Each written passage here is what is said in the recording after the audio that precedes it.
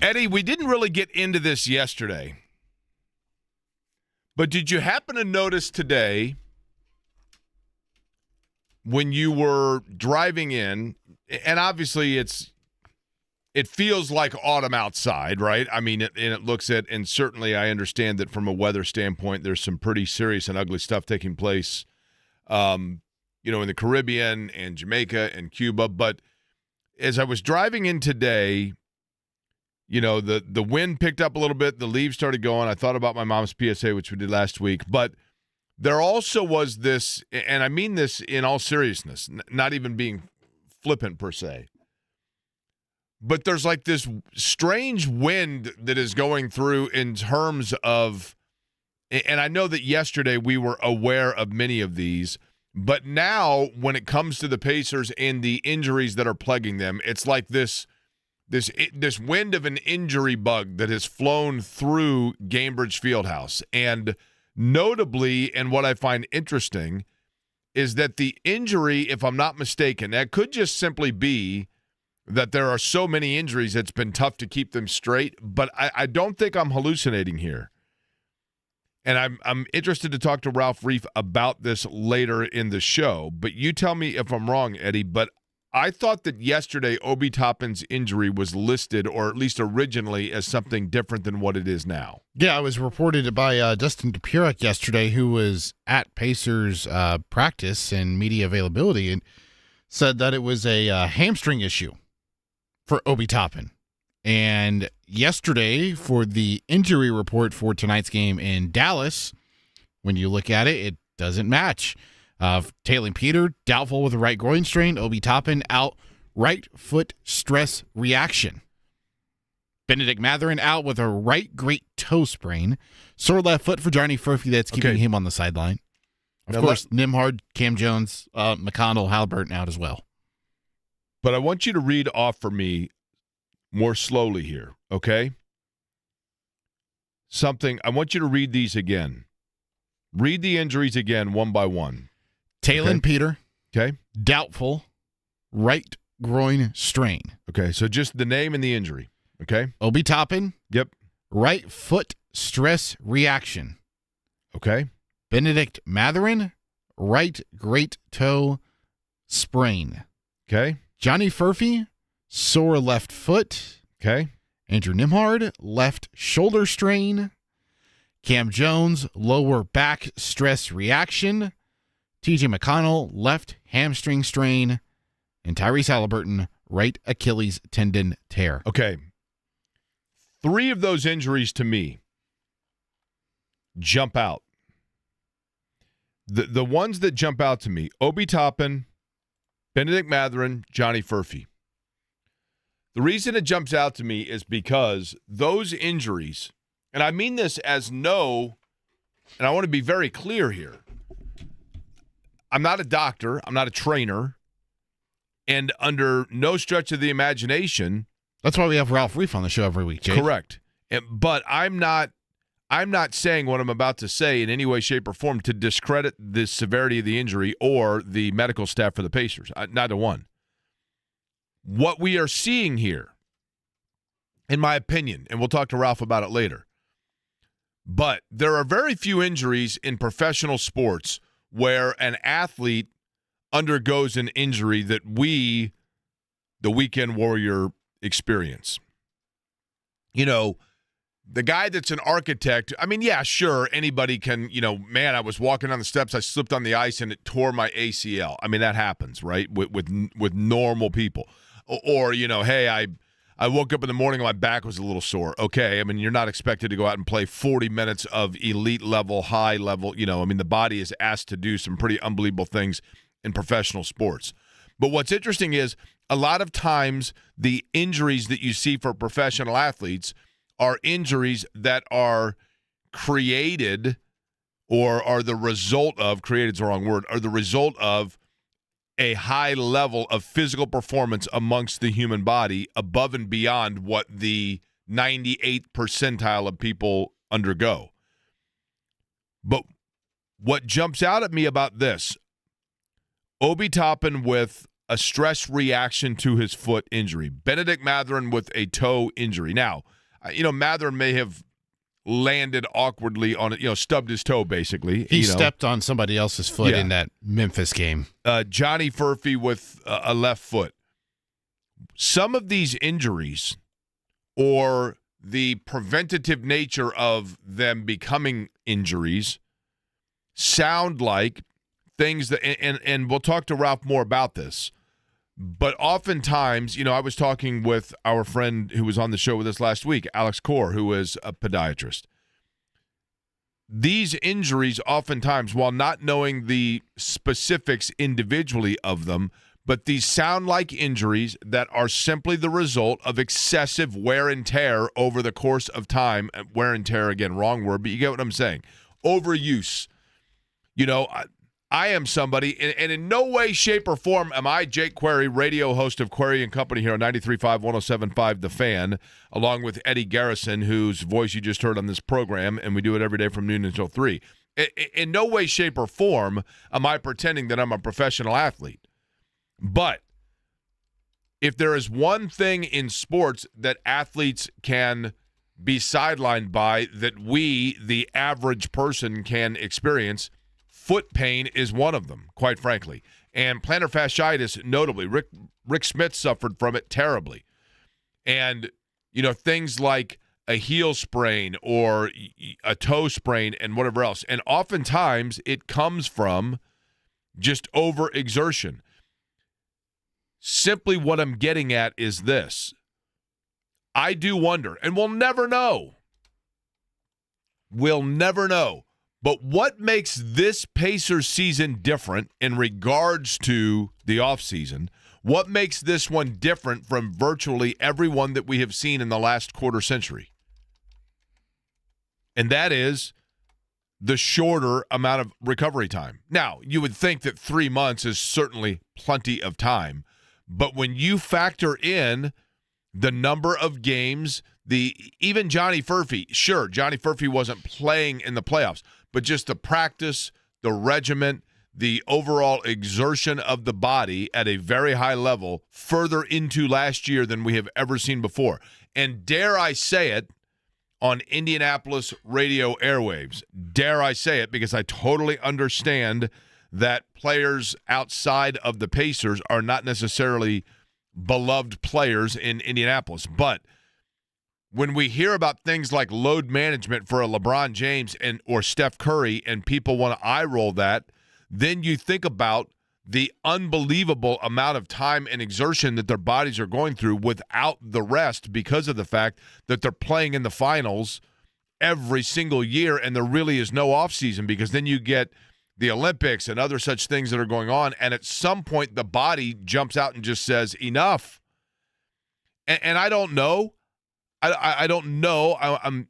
We don't know the specific of it, but you would have to believe that part of what is taking place with the Pacers may simply be, and maybe they're being overly precautionary, and I totally understand that as well, but is in fact some of this the result of an exertion above and beyond what they are used to, considering the run that they went into last year to the finals, which is a good problem to have, don't get me wrong. Oklahoma City also dealing with injuries too, yes, Jake. There you go, right? I mean, it makes you wonder. And then it also makes you wonder and tip your cap a little bit to some of the incredible endurance that you see elsewhere. Speaking of endurance, had to have a lot of it, obviously, to watch my beloved Blue Jays, 9 weeks now, diehard fan, in game number 3 of the World Series. Last night, game 4, squared up 2 apiece. Eddie Garrison, my question for you before we get back into the Pacers and the Colts, which are the primary topics on this program. Yeah. But now that we are tied at 2 games apiece and game 5 tonight in Los Angeles, and the Blue Jays beating Shohei Ohtani, does this mean that Toronto, I should start planning the parade and getting ketchup potato chips? Just not quite yet.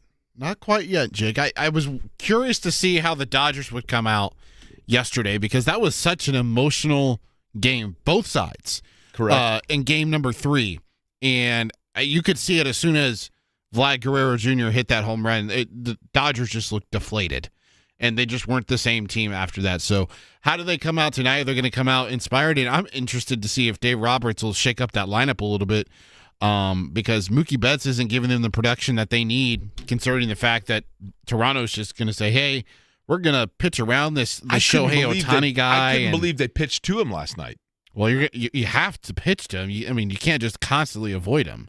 Why not? Well, you're going to lead off the bottom in the first by putting Shohei Ohtani on first base. Yes. And you're going to risk, Mookie Betts one pitch later, or it's a 2-0, 2-1, or whatever the score is.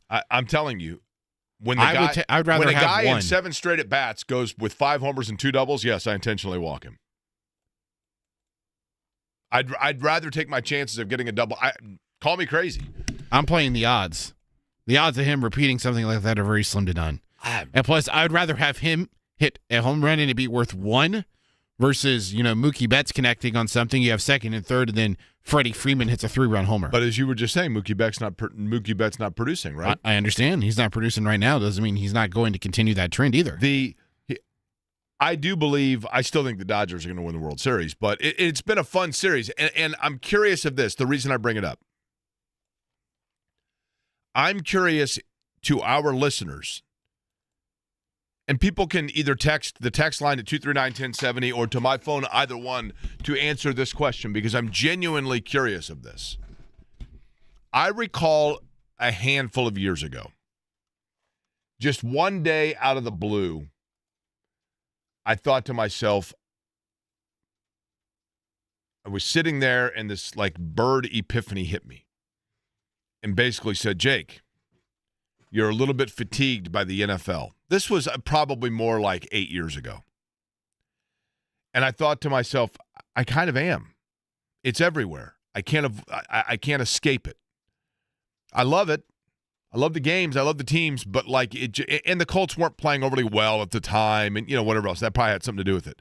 And then I remember Pete the Planner, Peter Dunn, great dude. Pete the Planner sent a tweet. This was probably 2019. I don't know, somewhere between 6 and 8 years ago. He sent a tweet one day that just said, "I can't explain it, but I feel like my interest is waning in the NFL." And all these people were like, oh, my gosh, you're right. And certainly there were that morphed into some political things and whatever else on the heels of that. But at the time, I think it was a combination of the Colts weren't playing overly well, and it was right when you started to get scheduled release day became a thing, and the draft and, and everything. It just and it has come back from that. Don't get me wrong, but there was a period of time where it seemed like there was a fatigue for the NFL, and that's bounced back, and certainly with the Colts being the best team in the league in this town, that's non-existent now.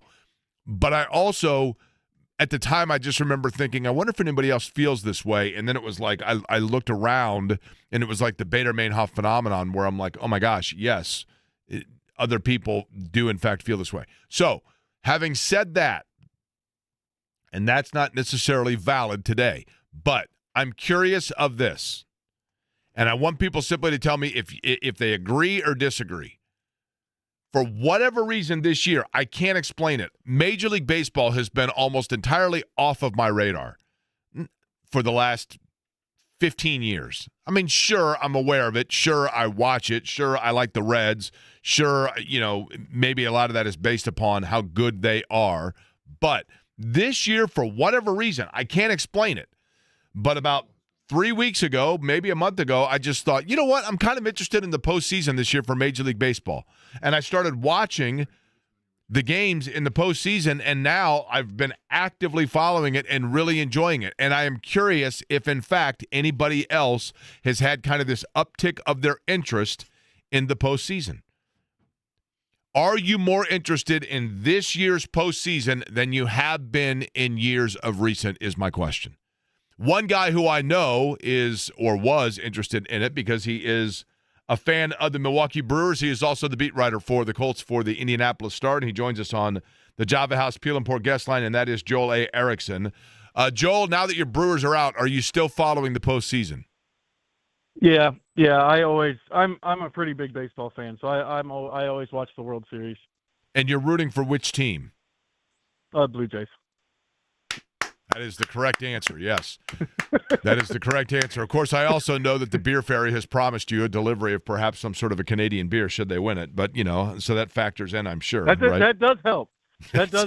But the only The only complicating factor is that Alex Call, the reserve Dodgers outfielder, played at Ball State, and I know some of the people he's close to. So I'd like to see Alex do well, but also Blue Jays.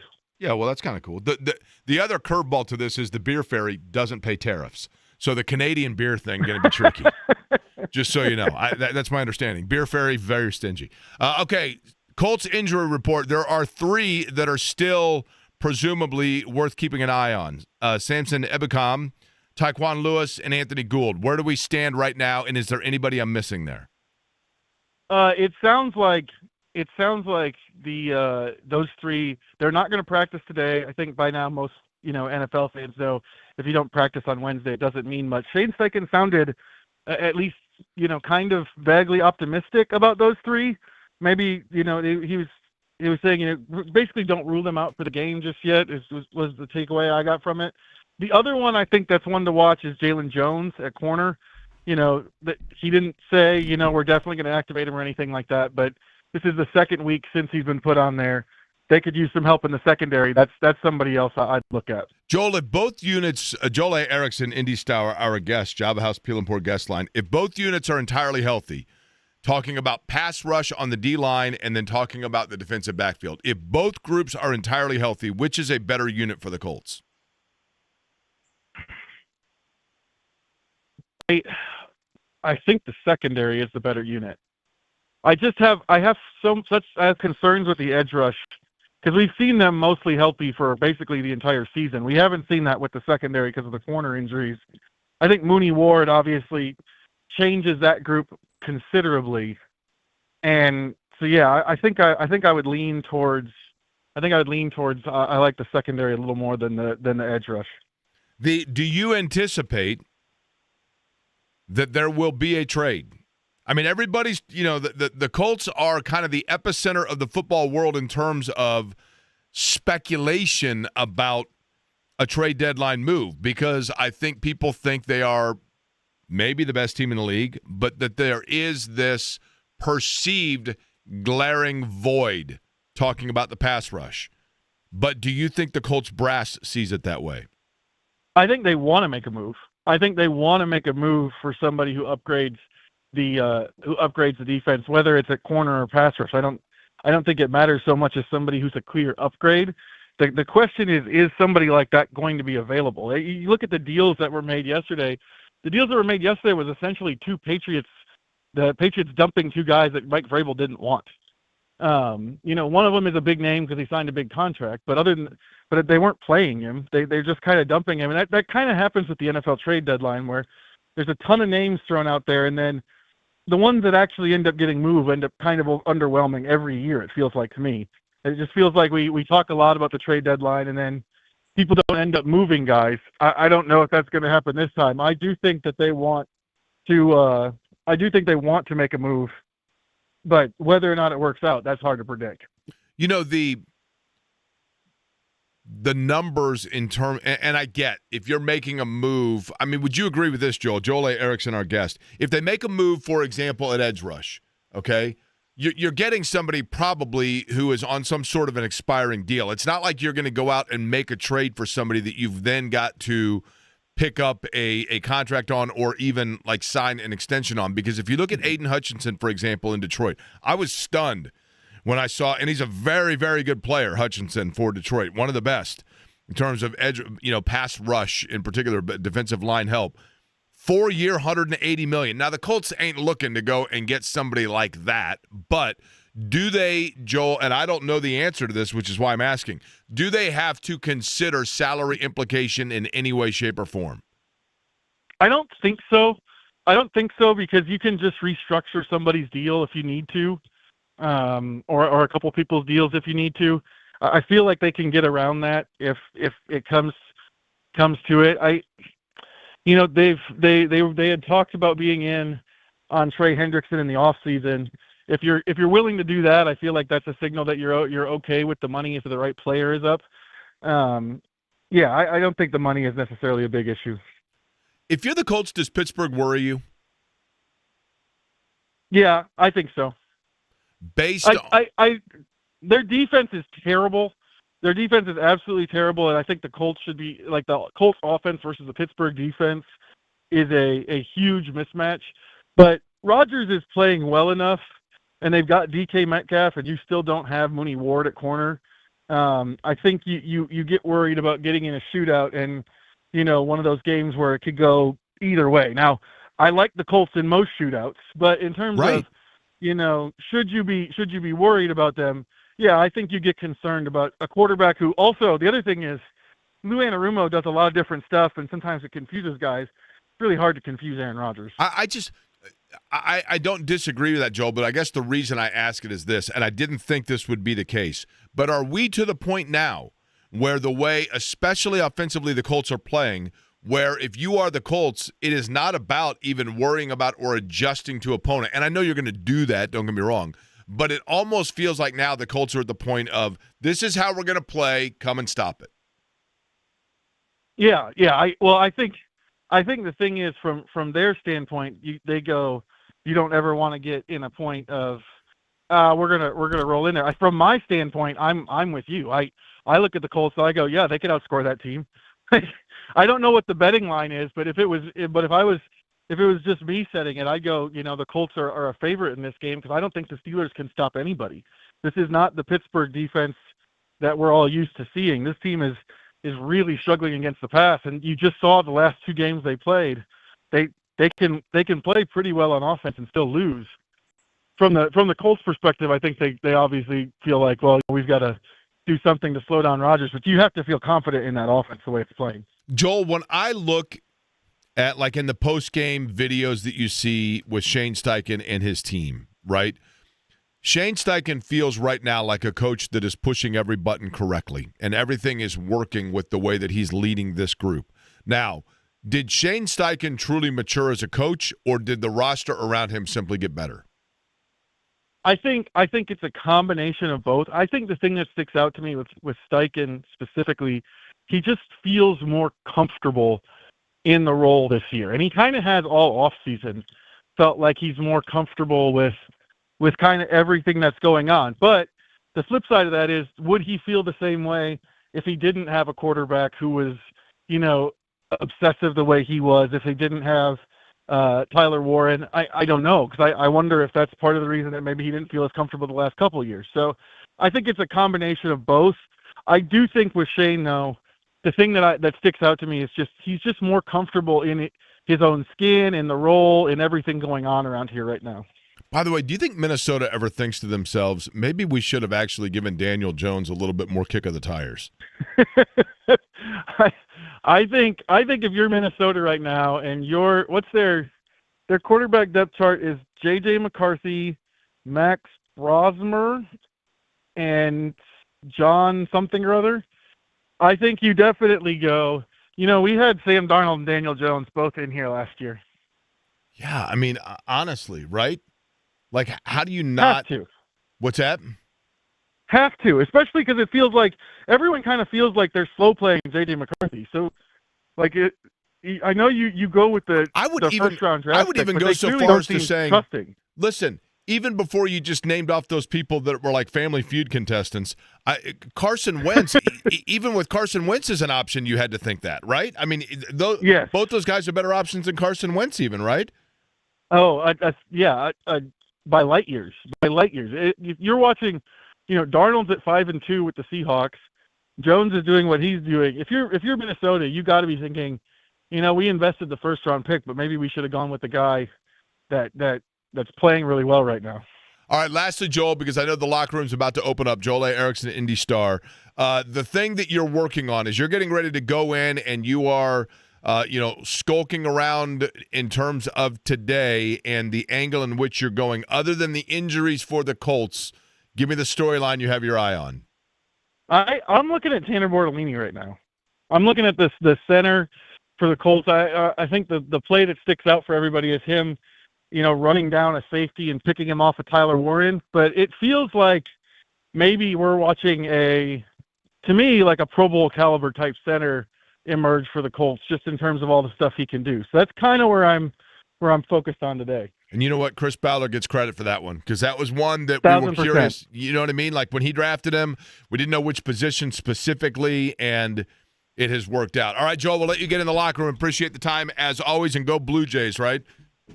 Oh, of course. Is it Thanks for having Labatt's? me Is on. that what you want? Labatt's Light? What are we going with? What's the best one? Is it Molson? Is it Labatt? What are we talking about? Well, they got one up there that you can get called a barking squirrel, but you can't get that here, right? That's the one. I mean, it's kind of barking squirrels like any of those Wisconsin beers you always ask the beer fairy to deliver that are out of season. You just can't get them, right? So, you know. Well, and I heard the beer fairy doesn't pay tariffs, so.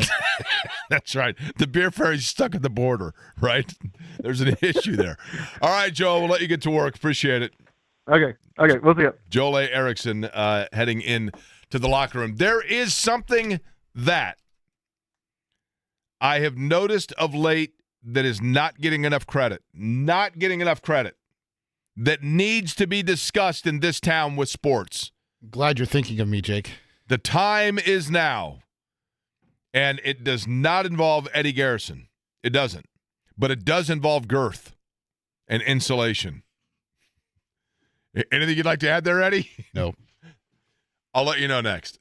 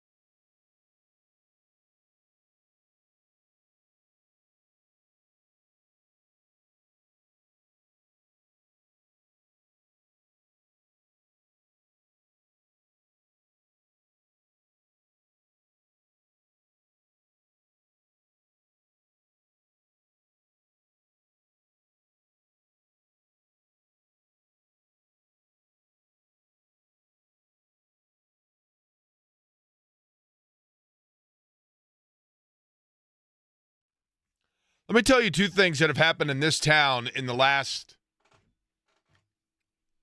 I don't know, couple of years, but one of them more recently. They finally finished the steps on the monument? Let's not get ahead of ourselves. By the way, this song right here was the number one song the last time the Colts won in Pittsburgh. It's been that long. It's a great song, though. 2008?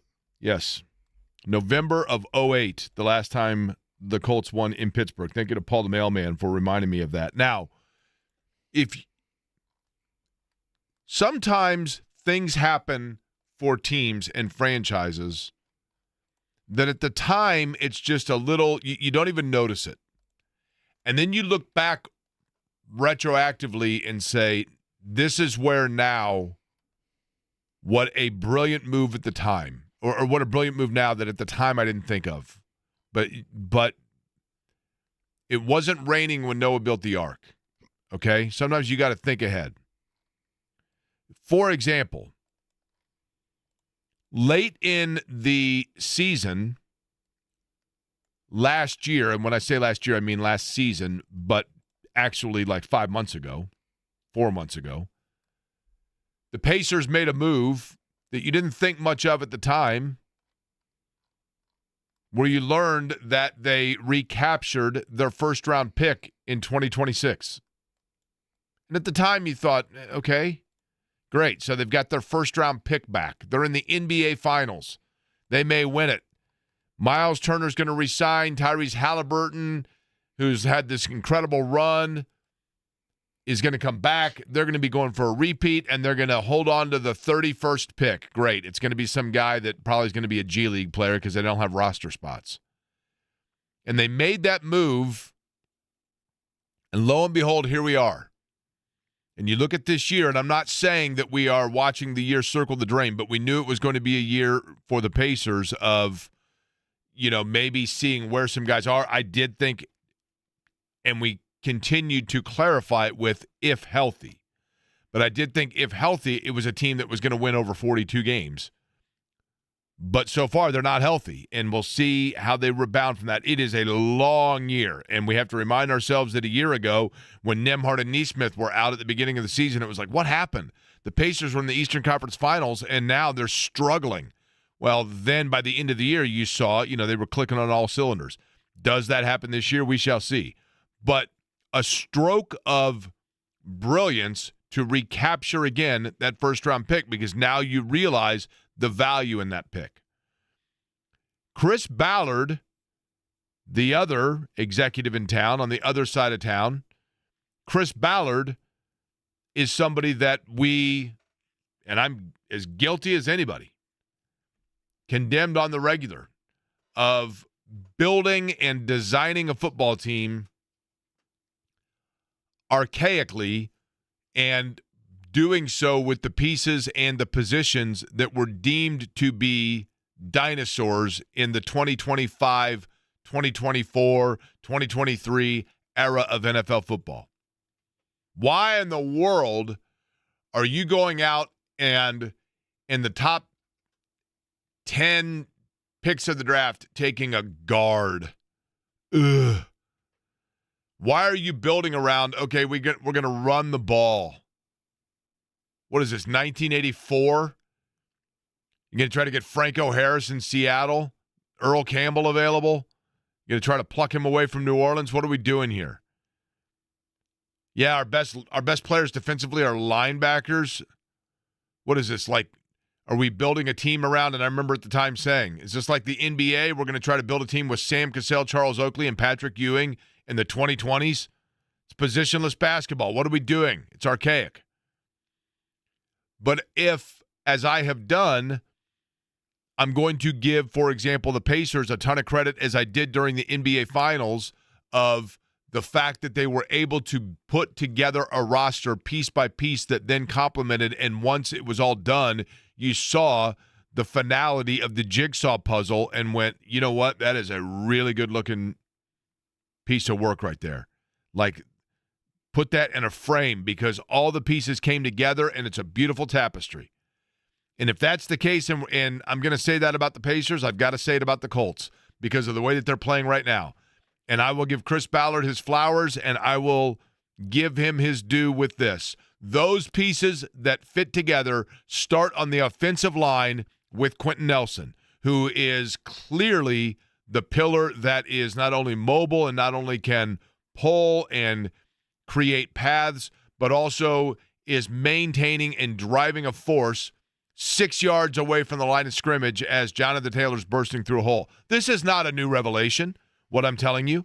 This is not some new discovery that, yes, Quentin Nelson is really good on the offensive line, but at the time, if he was your only lineman, are you shooting off rockets over there, Eddie? What's going on? That's the plane that's getting ready to fly me out to Dallas tonight to suit up for the Pacers. What are we doing here? Is that can people hear that at home? No. Scoot your mic over by that and see if people can hear that.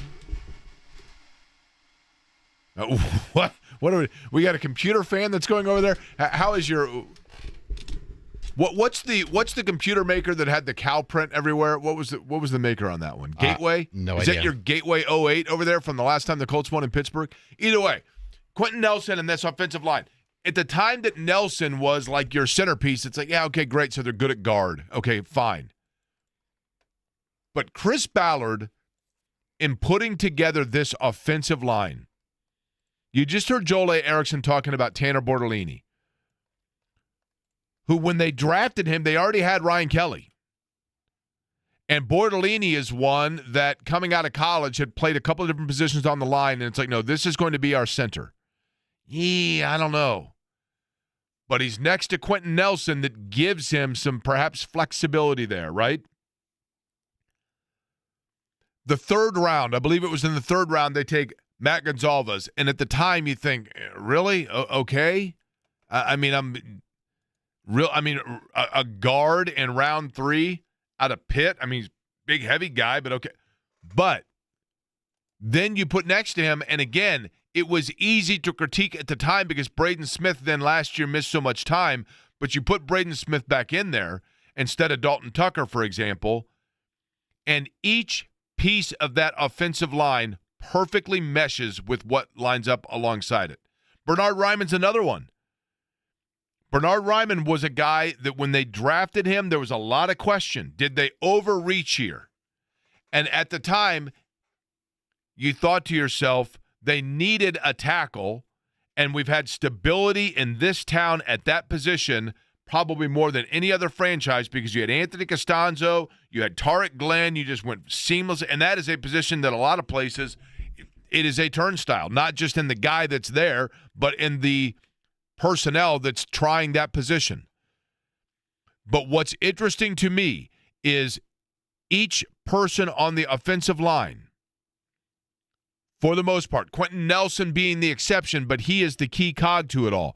But all of the people on the offensive line have had something in the past where you wondered whether or not they were even at their natural position or whether it wasn't a stretch for them. But offensive line is a position where oftentimes the sum can be better than the individual parts. And they have very good individual parts, but many of those parts were at the era of when they were placed there thought to be a stretch. But they were individual pieces of a jigsaw puzzle that have come together masterfully. It is arguably the best offensive line in the National Football League. Jonathan Taylor is an elite talent with elite burst and elite vision, but he is running behind holes that Eddie and I could go through. Did you see the one the other against Tennessee? It was not a hole. It was an entire avenue of the field, yeah. Right? I mean, it was the parting of the seas. And if we, or in this case I, are going to sit here on these airwaves and crush Chris Ballard on the regular for an archaic or an outside-the-box level of thinking in acquisition of personnel, while at the same time praising, for example, the Pacers because their vision was coming to fruition, then right now we need to do the same thing to Chris Ballard and say, you know what, actually, and whether he knew it, whether it was by his own design, is irrelevant. The bottom line is when he was acquiring those players Each individually had question mark. But now together as a unit, it is as good, if not better, than every single one of them in the National Football League. And that offensive line, we can talk about the quarterback, we can talk about the running back, we can talk about the wide array of offensive weapons, we can talk about Tyler Warren and the way that it stretches away from the line a defense out. But that offensive line is as solid as it gets, and Chris Ballard deserves a lot of credit there. And for those, notably me, who sat there and questioned each piece as it came along, guilty as charged, wrong. And credit to them. He's probably going to win Executive of the Year at this rate. The NFL stands for not for long, which means if you don't produce, that's exactly how long you're going to be around. But in the case of Chris Ballard, he defied that. And now not for long probably stands for the level of the length of time that a label sticks to somebody when you turn your year around. Because at the beginning, you are correct. A year ago, Eddie, it was how long is he going to be here? How much longer is he going to be here? How much more time is he going to get? Why do we have a general manager that's been here this long and has a playoff win? Yep. And now but that mantra. But he also has to know, not for long. If it goes south again, we're right back to that. But enjoy it while it's here because, and there's no reason to believe, with Daniel Jones, with Shane Steichen, with Jonathan Taylor, it's all come together. They're on the precipice of winning the first AFC South in the Ballard era? Is that right? Correct. Every other team in the division has won multiple AFC Souths since the Colts last did it. Now, other side of town, you heard Eddie mention it. Eddie is getting ready to get himself on a bird and head down to Dallas because he's going to be out there slinging around the rock. Pacers are in a situation now at the guard position. Please put your table in the upright position, your tray in the upright position, because we are on our way. If you can play point guard, if you can play guard max in general. elevation of 24,000 feet today. 24. I don't know. You're 10,000 short, Eddie. I was Ah, just putting that's out a probably random number. That's probably about right. We'll see if the Wi-Fi works. If the Wi-Fi works, then it's going to be better than the backcourt for the Pacers right now. Not because of a knock on the players, but the personnel in general. It is literally, it's Oprah Winfrey. You can play point, and you can play point. We'll let you know the latest on the health status or lack thereof for Indiana next.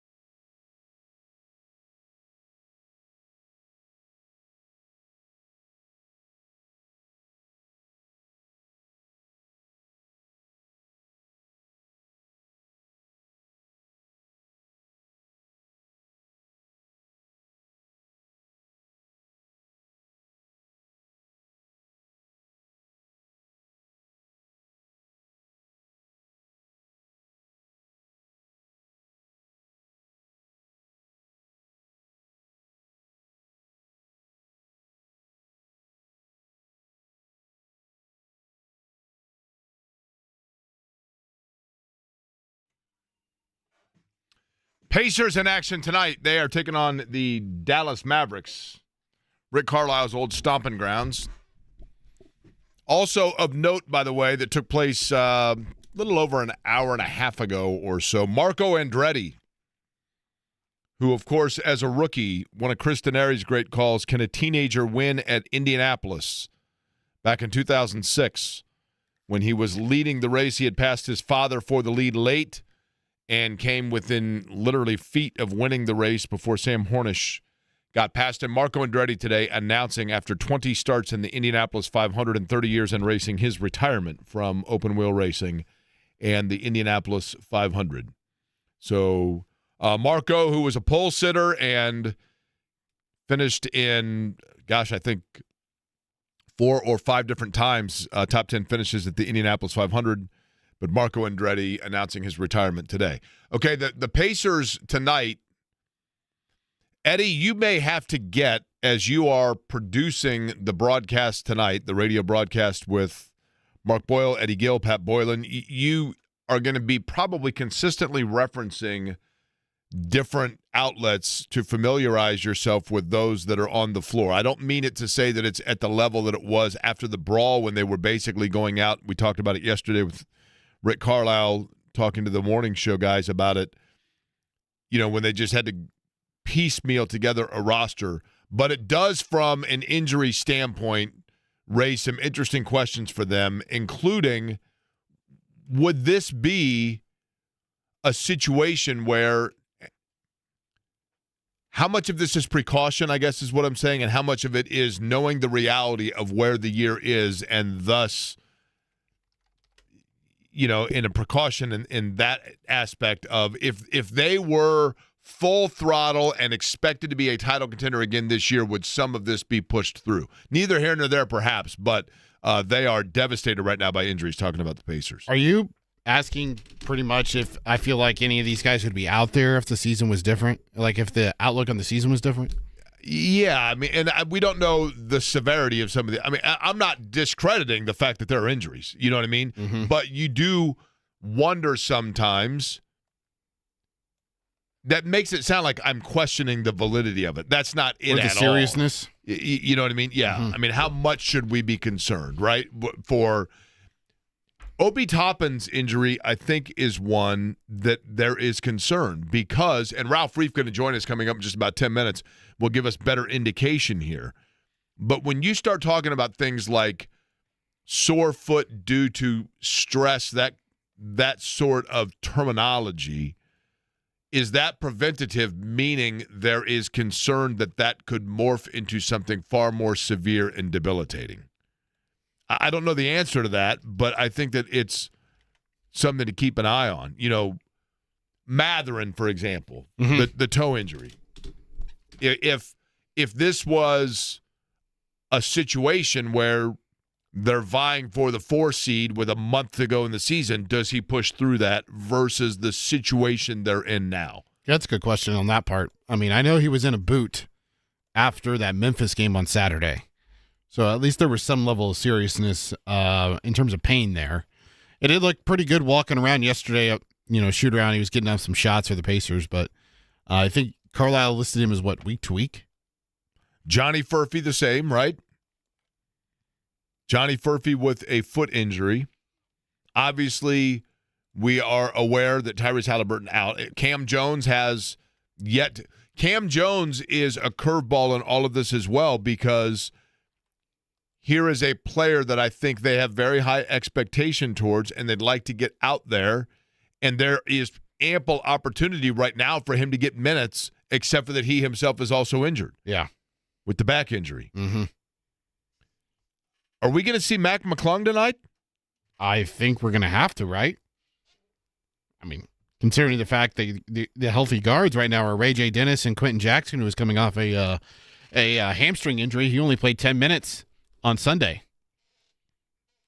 Peter is also hurt, who to me feels like a Ben Shepherd kind of player. But he may have been in the Pacers opener. He was, if not, I think he and Toppin came in together. First 2 players off the bench. Probably. Shepard's going to log a lot of minutes. Jarris Walker, you would think, becomes big. The one silver lining in this would be that at some point you're going to look back and say there are players for the Pacers that got significant minutes, and that could help them in the long run once they, and it may be a while from now, but once they're at the point where they are full throttle from a health standpoint, and certainly we know that that is at minimum 1 year from right now. But when that's the case, they're going to again be, not that they weren't already, assuming that the roster stays intact and everybody gets back to the point where they're 100%, they're going to be the deepest team in the league. They already were, really.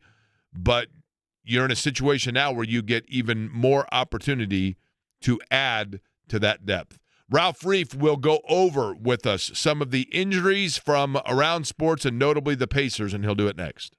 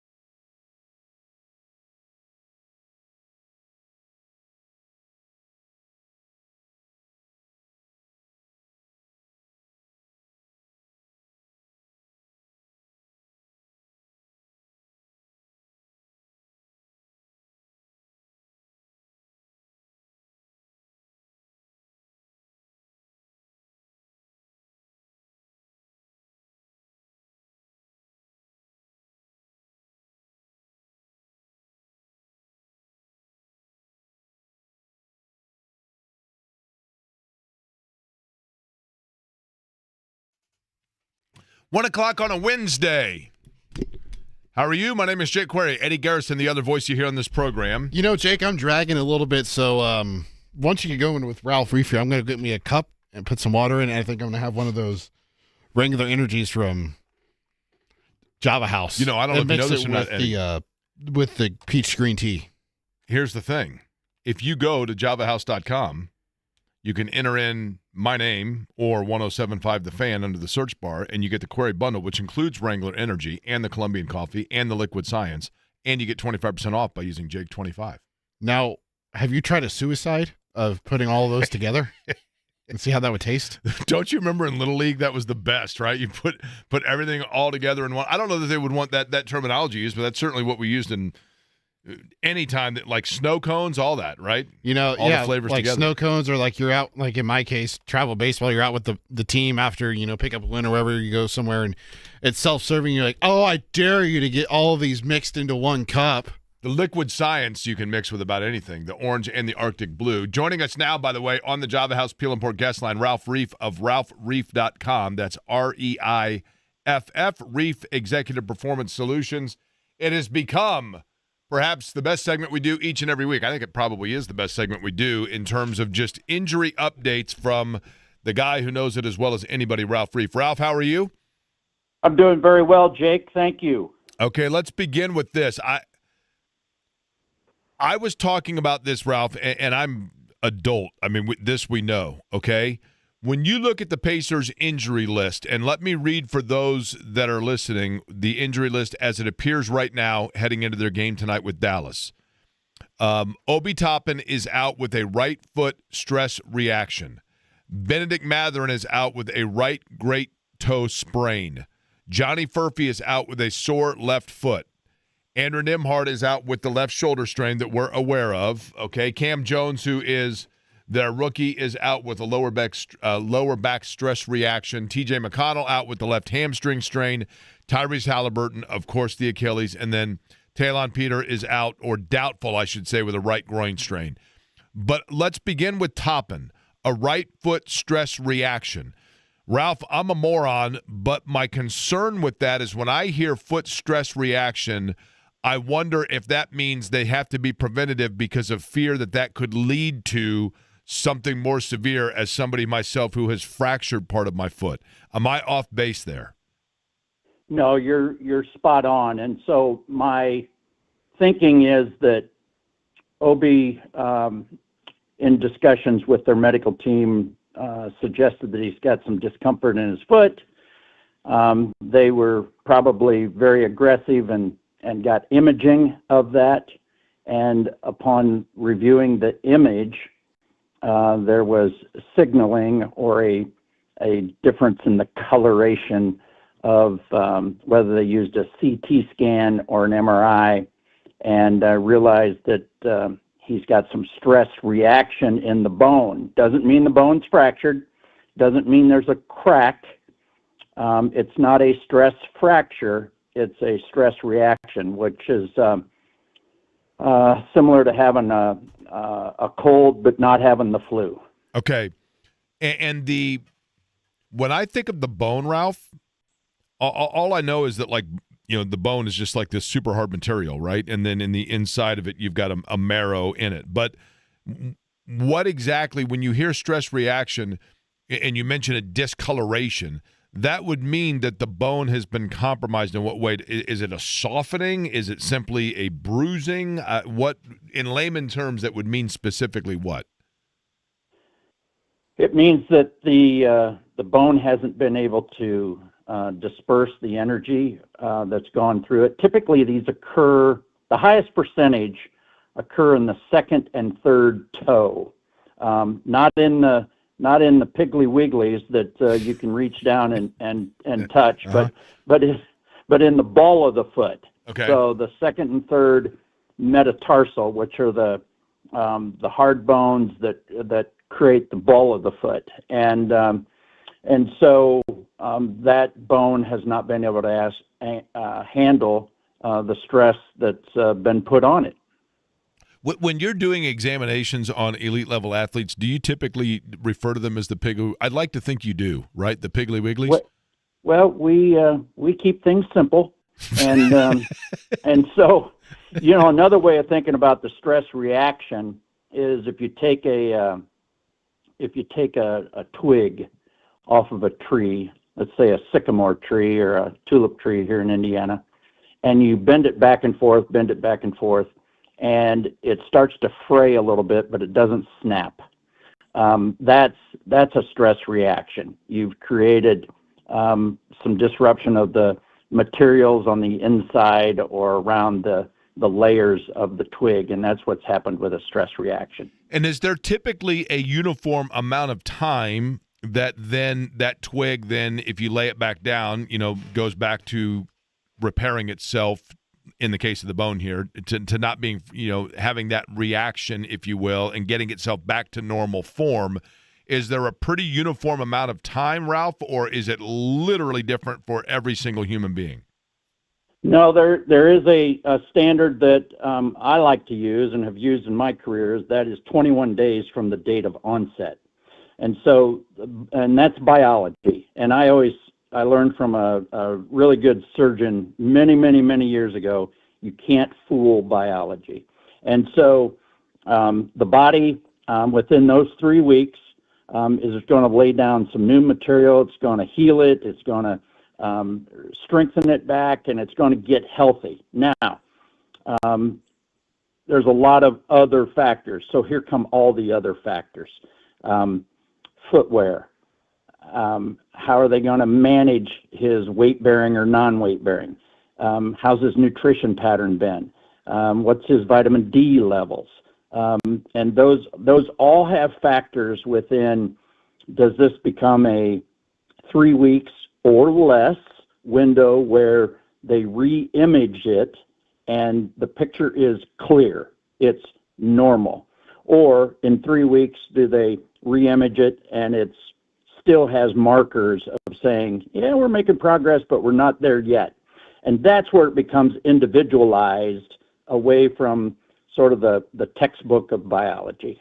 When you mention the foot in general, Ralph Reef is my guest on the Java House Peel and Pour guest line, ralphreef.com, where you can see his unbelievable resume and the things that he's doing now, medically speaking. When you look at it, Ralph, and with these injuries, Johnny Furphy, simply a sore foot, right? Benedict Mathurin, and we saw the contact that leads to a toe sprain for Mathurin in this situation with Obi Toppin.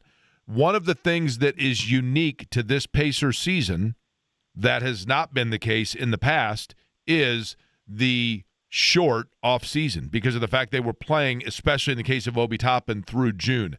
How much of these could be cumulative lifetime achievement awards of the foot finally saying, enough, I need a break?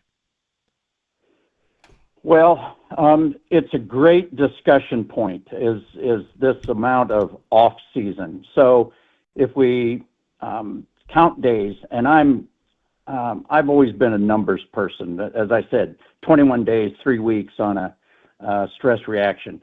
So it's been 111 days from June 22nd, that last day of the NBA season, until the Pacers and most of the other teams in the league opened their exhibition season.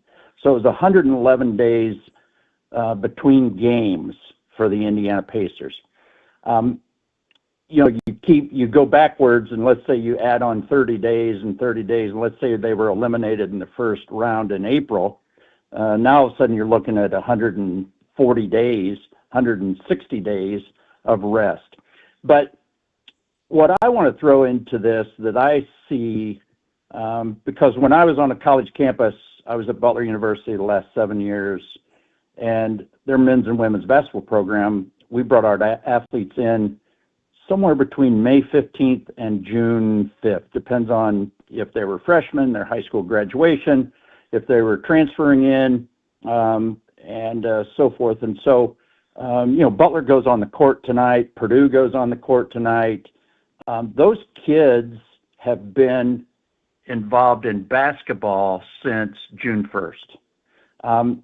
And so the physical accumulation is one factor, but the mental stress is the other factor. And so you take the Indiana Pacers, Oklahoma City, unbelievable seasons, right? And we're so proud of the Indiana Pacers to get to the end of June. And so you think in that compressed time, how much of their life was compressed? I'm not talking about the physical, hey, somebody didn't have enough time for the body to fully recover. Yeah, 100 days is a long time for the amazing human body, right? And so I'm not as much on that as I am in the mental framework, the mindfulness, hey, did I miss my family reunion that we always have on, June 10th because we were in the NBA Finals? Hey, did I get to go to my aunt's funeral because of this and that? We had a trip planned and now we can't go on it? Just all of these mental things. Hey, I was planning on being a sponsor for a shoe company and I missed the cruise. You see what I'm saying, Jake? Right, there's right. a lot that got compressed out of their normal lives. And I think that there's so much research that maps the neurologic, the mental state of mind to physical well-being and healing. It's just, there's research that points to that as being a factor. I think the short window of getting away from the profession has had an effect on both teams. It's interesting, Ralph, along those lines, people that are listening that, are just going to work every day. You get the kids going to school and, in life in general, right? And they're not professional athletes. I mean, I'm not a professional athlete. You're not a professional athlete. But what I'm getting there from what you're saying is, aside from the beauty of the fun of being able to hear seagulls on the beach, for those of us that are fortunate enough to be able to do so, it sounds to me like what you're saying, Ralph, is there is a component where it is good for the human body to occasionally, once a year, or if you're fortunate enough, twice a year or so, to just get away and take, say, a week to get away from things. Is that a fair statement? It's a very fair statement. And I heard it within your own colleagues of when the NBA season was opening and you're putting Pacer games on your network, and whether it's Chris Denary or Mark Boyle or anybody saying, wow, here we are again. That was quick, right? And so it compresses everybody.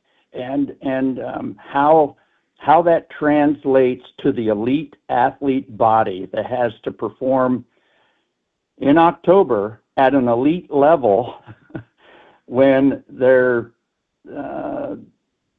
they weren't maybe looking forward to camp with the same enthusiasm and anticipation as if they had been beaten in the second round and have a chip on their shoulder. Ralph, one of the things that when we look at, Ralph Reif is our guest, ralphreif.com, the website, REIFF. Sticking with the Pacers before we move to the Colts here, I have been very curious to watch Isaiah Jackson because he was an elite level springboard type player. He had an Achilles injury. He is back from said injury, and it's only, we're inside of 5 games here. I have been watching it because I've been curious to see it. I know every body is different, but because Tyrese Halliburton is going to be coming back from the same injury, I have been curious to see how much athleticism it would appear Isaiah Jackson may have lost due to the Achilles or the time away. What is a fair amount of time to allow him to play before we can truly assess what and where he is going to be? Well, that's a lot of times in recovery from those types of injuries, whether it's an anterior cruciate ligament, a major joint injury, right, or major soft tissue like the Achilles tendon tear. We're often put into a situation in professional sports for pay for play, where there's sometimes we have to get the athlete back in to play into shape. And the body learning how to adjust to the rigor of play. As I said last week or a couple weeks ago, we have yet to reproduce game emotion, game level speed in a machine. We can't get them at that level until we get them at that level, so to speak. And so we can't put Isaiah Jackson in a game-like situation until he's in games. And then at that point, he accelerates his level of play, neurologically, physically, emotionally, and then now the body starts to become acclimatized to that. And so playing into his normal hops, all right, is going to take some time. His body needs to feel it, understand it, and then make these micro adjustments. And we've seen it over and over again that somebody sort of comes out of the gate a little less than they were, but the only way you can get there is in gameplay. Is part of that psychological? Just in terms of, I think I've mentioned to you before, Ralph, that I know I've mentioned it on the radio probably enough that people are tired of hearing it, but when I came back from with cardio rehab, it was so, to me, I remember going into cardio rehab and being like, I don't need to be here. I just ran 40 miles like 2 weeks ago. And then I'm like, well, you know what, though? I'm a cardio patient here, right? And psychologically speaking, I was so worried about the health of my heart, and to be able to have them look at it and see me on a treadmill and get the peace of mind of, no, you are on the right path here. Psychologically, it was so big because my brain was telling my body to slow down a little bit. Is there an element of that that also comes into play, say, with an Isaiah Jackson or any player coming off injury? 100% yes. So within the realm of sports psychology, behavioral psychology, there is a part of that practice that takes an athlete with an injury and their return to play, that evaluates and mentors that athlete on their level of confidence. And it's very public. Again, there's been lots of things written on this, lots of talks. Dr. Adam Schunk, who's a great sports psychologist here in the Indianapolis area, uses that tool. We used it at Butler University. I'm sure he uses it. And it really gives feedback to the athlete as to, well, I think I'm ready, but boy, as I go through this evaluation process, hey, doc, I realize, I'm holding back a little bit, or I've got some fears. Let's work through that. And that's the value of a sports psychologist. So there are, you have to gain your confidence. I was up at Ball State this morning with Coach Urimovich and their staff for practice, and he showed a clip of Kobe Bryant talking about preparing himself from a very early age, and it was about just outworking everybody and getting your reps to the point to where it becomes subconscious. And that's where you have to get back. You can't go on the court thinking about, boy, this feels like that was the move I made right before I tore my Achilles a year ago, or, hey, I got bumped going into the lane on this. You've got to get rid of those thoughts. And the only way you can get rid of those thoughts is play a game and have professional support, sports psychology, to help along the way. Tyquan Lewis of the Colts, Ralph, is still not practicing. I don't know if he's practiced yet today, but he is not yet this week with the groin injury. Typical time frame, I know we've talked about groins before, typical time frame for something like that in a general vacuum would be what? Really tough to answer, Jake. And so, and I don't know if he's a repeat offender, if he's had this injury before over the last couple of years. That would sometimes shorten the return to play. But again, it's such a critical component to single leg stance and being able to rotate over your hips and so forth. But 2 to 4 weeks would be the window that I would put on it. of being somewhat normalizing would be 2 to 4 weeks from date of injury. Ralph, before I let you go, you mentioned something that jumped out at me about Obi Toppin and just in general, foot injuries or foot pain, etc. One of the things I like about having you on here is, like I said, very few of us, obviously nobody on the radio right now talking has been a professional athlete, right? And very few get to that level. But Right. the number of people that are listening that have kids, adolescents, maybe high schoolers, maybe even young kids that are trying out sports for the first time, and now we know about, year-round sports and all of that. And when you get kids that are 11, 12, 13, 14 years old, the foot's still growing. You're having to, over the course of a basketball season, maybe even buy shoes twice because the foot has grown. I know this sounds ridiculous to ask at this elementary, but if you are a parent with a young person who is playing basketball, football, whatever sport it may be, and you're buying cleats, tennis shoes, etc., and the kid is still growing, what are the things that you want to look for in terms of making sure that you are doing what you can to be preventative from preventing, about these sorts of an injury or this sort of a stress over the course of time on a still growing aspect of the body? Yeah, great question. And I say have the footwear that's appropriate for the sport. Example, don't wear a running shoe in a cutting sport. Don't go soccer practice with a running shoe. They're too soft, they're too flexible, they don't support the foot. And so having the appropriate footwear for the court, the turf, the grass, jumping, side-to-side movement is critical. So that's having the right shoe for the activity. And then I've done this for years, is I buy an accessory insole that is typically better than the insole that comes with the shoe.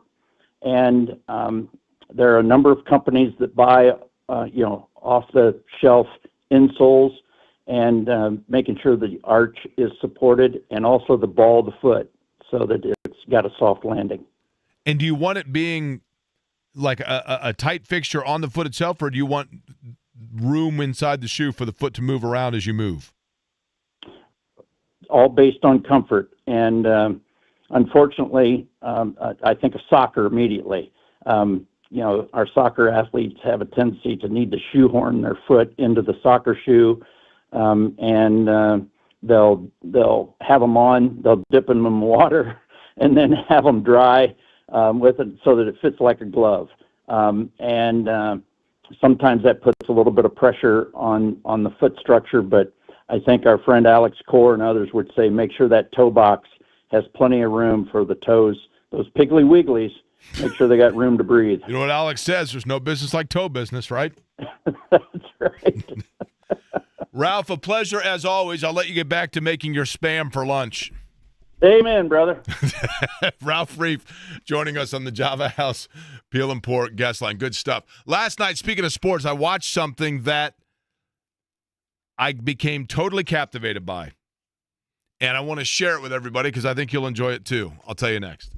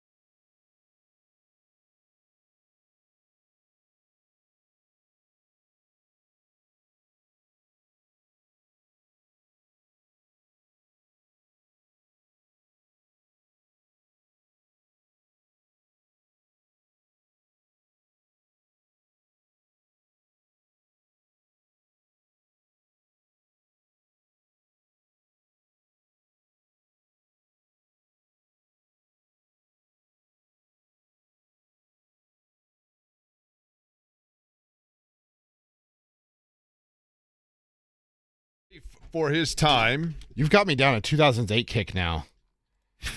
I've noticed this. 2008, the last time the Colts won in Pittsburgh. I recall, and I'd have to think of what year it would have been. When Jordan Sparks sang the national anthem for the 500. Oh, that was fantastic. What year was that? That'd be 2008? two years ago, I think. Oh, I was going to say. What made you? Oh, Jordan Sparks right there. Yeah, I was going to say what. No, I'm going to say that this would have been maybe 03 or 04. The Colts played a Monday Night Football game in Pittsburgh. And I was working at Channel 6, which, of course, is the ABC affiliate, and back, Monday Night Football on ABC. And so I was there mostly like in an editing, producer type role. I can't remember. I think I maybe did one on-field hit with Dave first. But, I mean, Dave was the guy. And after the game, the Steelers won. And we were in back then you had satellite trucks. What year was this? Look up the Colts history in Pittsburgh. I'm going to say 04. Total guess. And if I recall correctly, the final was something like 28-14, somewhere in there.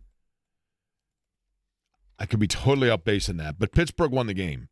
And afterwards, we were in the satellite truck and were feverishly editing in order to do, a post-game show or whatever else. And all of the Steelers fans are leaving, and it's raucous. And, we were 4 years removed from when the Pacers and Lakers had played in the NBA Finals, and they tried to overturn the satellite truck after the Lakers had won. So Dave had this PTSD of that. So we're locked in the satellite truck, and we hear all of this noise, and people are banging on the door. I mean, banging on the door. You said what was the score? I want to say it was 28-14. So in 2002, they were in Pittsburgh and lost 28-10. Okay, was that on Monday night? I'd have to. I mean, that would be it. That's what I'm talking about then. I remember Pittsburgh had 28. But either way, these people are banging on the door, and we're like, oh, gosh. So finally, we have to open the door up to go out and do a live shot. And we open the door, and there are these people, all these Steelers fans gathered around, and we're thinking, okay, this is literally like being a piece of raw meat walking into a Wolverine den. And all of these Steelers fans are like, hey, we just wanted to make sure, did you guys have a good time while you're here? Where did you eat dinner? And do you need any suggestions on places to eat tomorrow for breakfast? And, be safe getting home and whatever else. And it could not have been nicer. They literally were like just hell-bent on making sure that we enjoyed our stay. That was a Monday night, Jake. You were correct. 28-10 was the final? 28-10, yes. Can you name Pittsburgh's starting quarterback? That would have been pre-Roethlisberger, obviously, right? Mm-hmm. It would have been after Neil O'Donnell, correct? Yep. Charlie Batch. No. Go ahead and hit me. Tommy Maddox. Wow. Okay, Mr. XFL. Should have known that. So last night I watched the World Series. Blue Jays and Dodgers tied at 2 games apiece. That probably exhausts the level of interest that people, for the most part in Indianapolis, have about the World Series. Although it was cool to see in game number 3, a Central Indiana native, Southern Indiana, maybe wherever you consider Bloomington, to get the win, which was cool for the Dodgers in terms of the official scorebook on an 18-inning game. And Ball State graduate Alex Call was in the game as well. Yeah, a couple of ties, right, for Central Indiana. Yeah. And the game's over, and that's when I remembered that the season finale of Chad Powers has dropped. Now, Eddie, have you watched Chad Powers? I haven't yet. Jake, I am like way behind on a bunch of shows. Tell me the shows that you're watching and or have in queue, to use a term. So there's a show called JMV. I started watching The Boys, and JMV is like a spinoff of it. So the precursor to Gen X? Okay. They're like somewhat tied, and so I was watching The Boys. Now I'm starting season 1 of Gen V. I've got to finish the last season of The Boys. Now I can watch season 2 of Gen V. Who's Gen W? And then I need to watch Landman. I need to watch Chad Powers. I need to watch Starting 5 with Tyrese Halliburton. And of course, yeah, that's about it. Okay. Before I get to Chad Powers, question about starting 5. Okay. Pardon my total naivete here. I've watched 2 episodes of it. Okay. Allow me to ask these questions before answering, okay? Okay. I am aware that last year, during the NBA Finals notably, and during the playoffs in general, there was a camera crew following around Tyrese Halliburton for a Netflix show. I'm aware that starting 5, if I'm not mistaken, is about different players in the NBA. Are the two things that I'm thinking of the same, or are they separate of one another? I believe they are the same. So starting 5 had it, which is on Netflix. Okay. They had a camera crew following around Tyrese Halliburton, Jaylen Brown, Shai Gilgeous-Alexander, and Kevin Durant and James Harden all season long, not just the playoffs. So, in that capacity, does each episode, in other words, is there a Jaylen Brown season and then a James Harden season, or does it intertwine throughout the course of each episode? Intertwine. So, like, there may be an episode where you have Tyrese Halliburton featured in there with Jaylen Brown or whatever, and there may be another episode. Or they could say, in this particular episode, Halliburton and his teammates are getting ready for Milwaukee. Meanwhile, Jaylen Brown was down in Dallas, that kind of thing? Yes, Okay. and then a bunch of other stuff. Early in the season so far, they got into Tyrese and Jade and their relationship. I know in that starting 5, I was featured in one of them, by the way. I don't know about featured, but prominently. My phone blew up when it was on, because not when it was on, but like the day that, because I realize now, people watch all these things at different times, but I periodically get people that will screen grab to me. It really is probably the best photo ever of Shannon and I. Oh, White Lotus is another one. That's another one I need to finish. So starting 5 is in your queue. Landman is fantastic. Landman, the new season drops, as the kids say, November 16th. Mm-hmm. That much I know. Chad Powers, I was intrigued by because, and it's on Hulu. I didn't even know that I had Hulu and all these other apps till all of a sudden one day a little box showed up in my mailbox and they said, you need to plug this in if you still want to have cable. Isn't that Disney Plus? Because Hulu's not its own little entity anymore. Hulu is part of, I believe, Disney Plus, and it's part of that bundle. Yeah. But you click on the little Hulu dealio in order to get to it. Yeah. Very convoluted. I've never felt older. But I'm very proud that I was able to figure all this out. So I plug in this little box on my television and I go, well, this is great. And then I said, well, look, I have all of these options now. Now, the price went up a little bit. And I hate to admit it, but then I started sampling the goods, and I thought, okay, well, this is pretty good stuff. I enjoy having this. So Chad Powers was the show on Hulu. It is produced by by Eli Manning and Peyton Manning. Omaha Productions. And the show itself is based off of, I've mentioned this before, there was a skit, 2 or 3 years ago, where Eli Manning got dressed up in disguise and posed as a walk-on for Penn State football. And, of course, he's out there throwing the ball all over the place, and these guys are like, holy cow. And then they find out it's Eli Manning. The show Chad Powers is about a guy who was the hotshot Johnny Manziel-esque quarterback at Oregon, who then has a massive fall from grace in college football a handful of years ago, and he's now in his mid to late 20s, and his relevance has faded. So he comes up with a way to disguise himself to try out as a walk-on for a fictional, but within the realm of this show, big-time program in the state of Georgia. And Do you feel personally connected with your time at Kansas, Jake? Does this speak to you a little bit? Yes. At the age of 50, I went back to school to make up for the disgrace of my time at Kansas, yes. So in it, though, the thing that I like is they play, and obviously you can understand why with the Mannings being involved, but they play Ole Miss, they play Tennessee, and they play Georgia, and it's actually, they incorporate actual footage from those universities, so it looks pretty real. Now, when I first started watching it, I thought this is going to be this hokey, cheesy, like SNL skit type show. Yeah. And it starts out kind of that way, and it feels a little bit Saved by the Bell-ish in the fact that you're watching it thinking this is kind of so bad it's good. But as it goes along, I found myself really into it. And now last night was the season finale. There's only 6 episodes, and each one's like 35 minutes. But it gets a little bit more involved, and a little bit the writing in it is a little bit deeper, and it is truly enjoyable. And now I find myself last night Googling, will there be another season of Chad Powers? Because it leaves you in this ultimate cliffhanger. And then in the ultimate plot twist of all of it, Are you spoiling this? The female, no, not at all. The female lead in it in real life is Mark Sanchez's wife. And I thought to myself, well, she might be a little tied up and busy right now with other stuff to be able to go back and do a show because life got complicated for her a couple of weeks ago, right?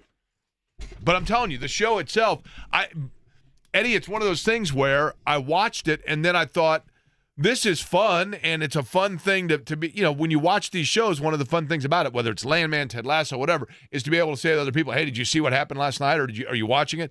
And the problem with this is I think I'm the only person that watched it. Pat Dyer, my buddy, and I are the only 2 people I think that watched it. No, why are you wearing the Jordan hoodie today? Because it's like 45 degrees out. I didn't know if this was in connection to what Jordan said about load management last night. No, but it's interesting you mentioned that because I did see that, and it felt kind of like when Jordan looks at the iPad and starts laughing, and it does relate to what's going to happen tonight in Texas. And we'll tie all that together on the other side.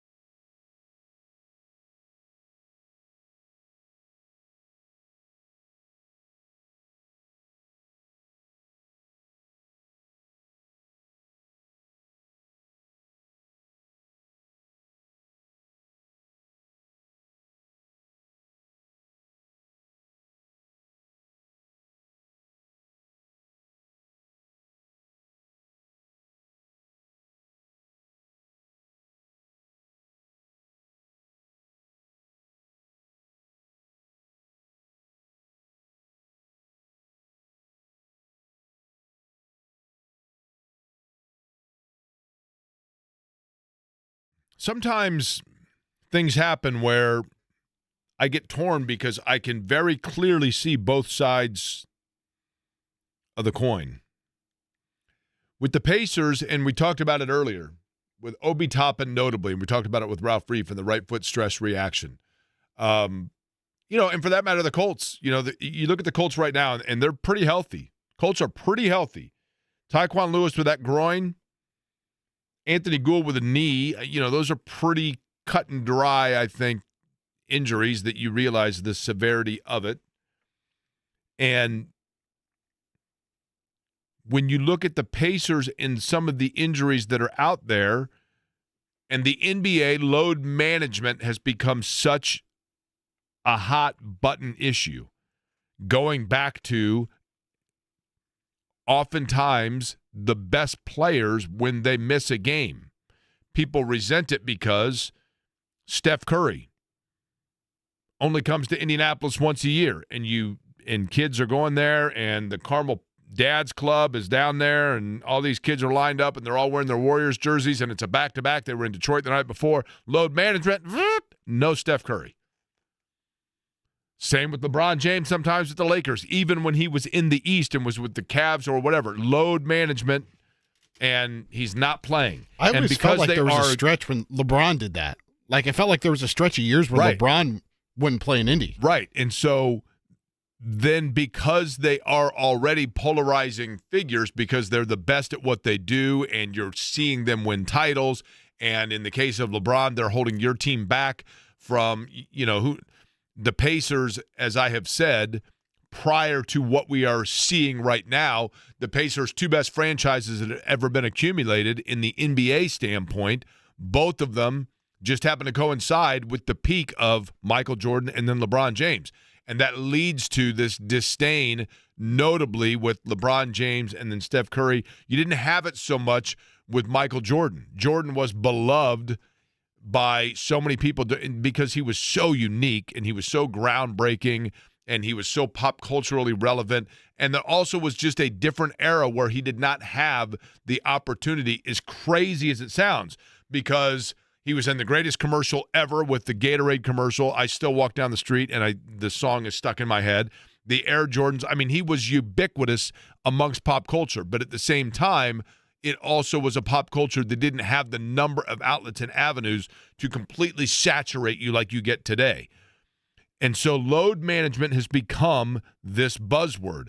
And I looked at the Pacers and the Thunder both and the number of injuries, nagging things that are popping up with their teams, and thinking to the fact that they're coming off of the NBA Finals, and you wonder about load management and the validity of that discussion. Michael Jordan, as part of the NBA on NBC, sat down with Mike Tirico, and the topic of load management came up, and he said something very interesting about, I recall when he was a rookie, he had a foot injury initially that hurt him as a rookie in the NBA with the Bulls, and then he became the Iron Man, obviously, later in his career. Keep in mind there was the baseball venture as well, but here is Michael Jordan talking about the early motivation, if you will, of load management and playing through it. I twist my ankle, and I had a teammate. He says, "You twist your ankle, young fella. Come over and sit with me. This is you need to." I said, "No, man. I'm trying to make a name for myself. There's no way I can sit. I need to get out there and show what I'm capable of. I want to play. I want to win. I want to make an impact." And I twisted my ankle, I taped it up, and I went back out, and I played. I always felt that. I always felt the necessary need that I could never leave my comrades out if I could perform, right? Even if I couldn't. Utah, great example. Everybody said the flu game. It's game 5, which is a very pivotal game. I was going to find a way to get out there, even if I was a decoy. Well, once I got out there, you never know how, pushing yourself, you never know what happens, right? Okay, I love that, and I understand it. And the thing I love about it, and this is where I say I can see both sides of the coin. I think that Jordan played in an era where, and I know, listen, I get it. I hear it all the time. LeBron couldn't have played in Jordan's era because the game back then was so much more physical. He didn't have to go through the lane and get challenged by Charles Oakley and Anthony Mason. LeBron James is bigger than Charles Oakley and Anthony Mason. You know, that's the game is just different in the way that it's played, the physicality of it in terms of, I don't mean the physicality in terms of brute. Athleticism? The athleticism of it, yes. And the quickness and the cutting and everything else. It's just, there is a little bit of apples and oranges there. But one thing from Michael Jordan that he said there that I totally relate to, and I want to be very clear. I want to be very clear. In no way, shape, or form am I saying I or anybody else are Michael Jordan. Okay? Throughout the course of my career, and I know, I guarantee you, JMV would say the same thing here. Guarantee it. Throughout the course of my career, and I know JMV will back me up on this, that he thinks the same way about this. We work in an industry that is so specified and so finite in terms of the number of jobs that are out there. We are driven by a paranoia of not getting the opportunity to show what we can do, or rather, not being here to let somebody else show what they can do, and then suddenly we get Wally pipped. Tons of people that can do this job, no question about it. And it is a blessing, and it is the ultimate, it's a responsibility, but it is a blessing to have this opportunity because so many people could do it. And if we are afforded the opportunity, you do not want to in any way, shape, or form vacate it because you're driven by a paranoia that you're not every single day getting the chance to prove what you can do, and you don't want somebody else to come in and get the opportunity to then themselves prove it. So there is a drive of competitive nature that I understand when Michael Jordan says that. And Michael Jordan, who was, and again, I'm now removing myself in comparison here, okay? But Michael Jordan in 1984 was the virtually unanimous college basketball player of the year. Yes, he had Sam Perkins on his team. Yes, Patrick Ewing was a junior at Georgetown. And, and yes, Chris Mullin was still at Georgetown. And yes, Hakeem Olajuwon was at Houston. But Michael Jordan, in 1984, North Carolina was the number one team in the country. They were upset in the tournament by Indiana. And Jordan then goes immediately into the Olympics, coached by Bob Knight. And Bob Knight makes, to anybody that will listen, the this is the greatest basketball player I've ever seen. Anybody needs to draft him. Well, the Houston Rockets are going to take Olajuwon because they need a center. And Knight says, then draft Jordan and put him at center. But that's the guy you need on your team because of his drive, his desire, and his competitive nature. And that drive, that desire, and the desire to compete and the paranoia, even when he was the greatest basketball player in the world, continued to drive him to the point of, when it comes to load management, where it would be impossible for him to fathom that others would not want to have that exact same thought process because they too would be expendable. And the reason Jordan became and was the best player is because he always was driven by the fact that he could be expendable. And maybe that goes back to the fact that when he was in high school, he was cut. And it was not automatically a given to him at the age of 15. He was not on the cover of Sports Illustrated. He was not on ESPN. They were not moving his game to other places. He had to, what happens to you in your formidable years drives you throughout. So I absolutely applaud and love that aspect of it.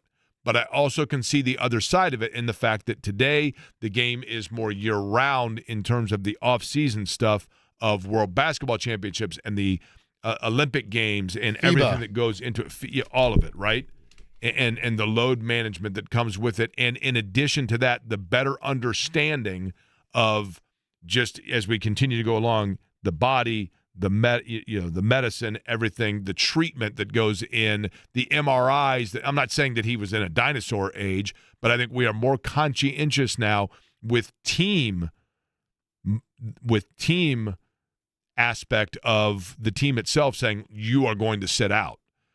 and the player not even having necessarily that right to say, no, I insist on being out there. Well, yes, but our imaging says this, says that.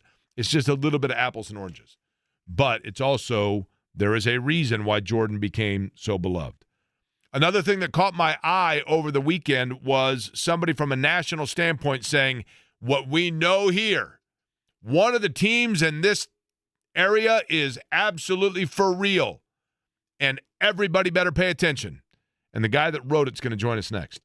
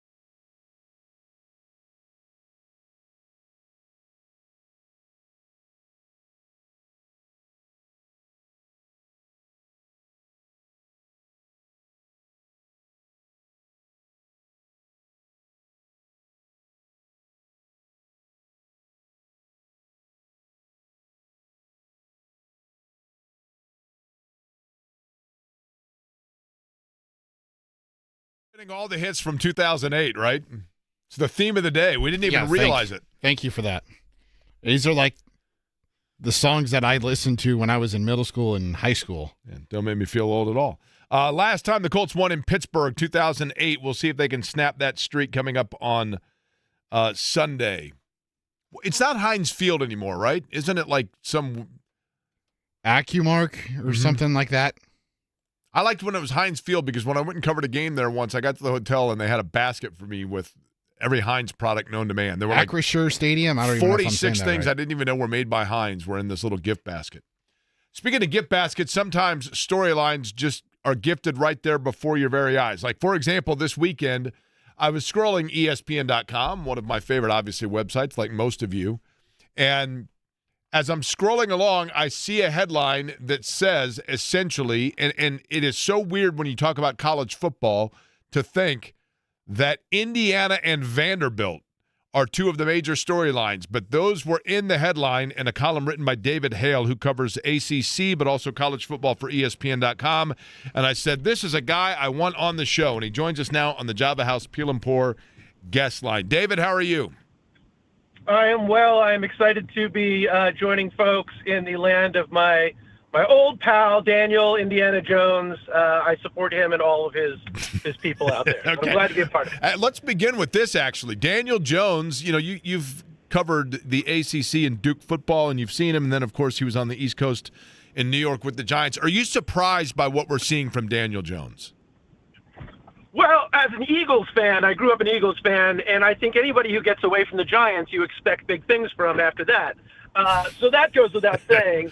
But now, look, Daniel Jones is a very athletic guy. I mean, it's funny. There was I think it was his rookie year, the play where he just kind of got tripped by the turf monster, and it became sort of this meme of, oh, Daniel Jones is just this awkward, weird white guy who can't really run. No, he's a really good athlete, and he's a really, really smart guy with a very good arm. And so put into a system where you're not asking him to be everything, to me, it was a no-brainer. And I felt like he was a guy who was, pretty underrated during his time with the Giants because he was always sort of playing with one hand tied behind his back in a program that it's not had great coaching. It's not had a lot of great talent around him.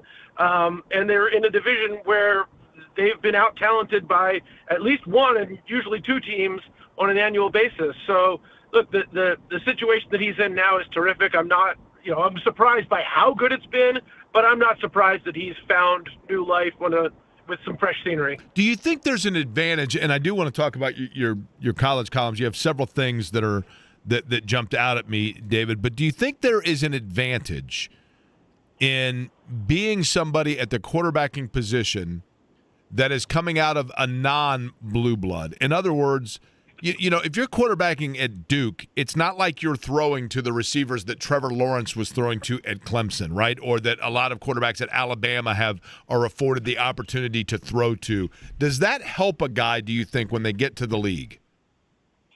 I think it can be a double-edged sword. And I'll point out, it's not just that Daniel Jones was at Duke. I mean, he was a non-scholarship guy when he got to Duke. David Cutcliffe is one of the only people who truly believed in him. But when the guy who believes in you also was the guy who coached the first two Manning brothers, that's not a bad guy to have in your corner.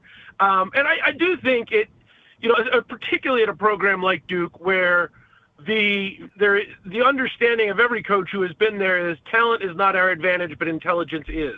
And so I think you learn the position and you learn the intricacies of it. I remember way back in, 07, 06, 08, talking to the late, great John Clayton about Matt Ryan, and Matt Ryan's numbers were not great at the time. And he's like, well, yeah, but have you looked at who he's playing with? And that was sort of a very reasonable point. Matt Ryan turned out to be a pretty darn good quarterback by elevating next to nothing at Boston College when he was there. So, I think that there is. Now, the flip side of that is the NFL is a different animal, and you are going to be surrounded by elite talent.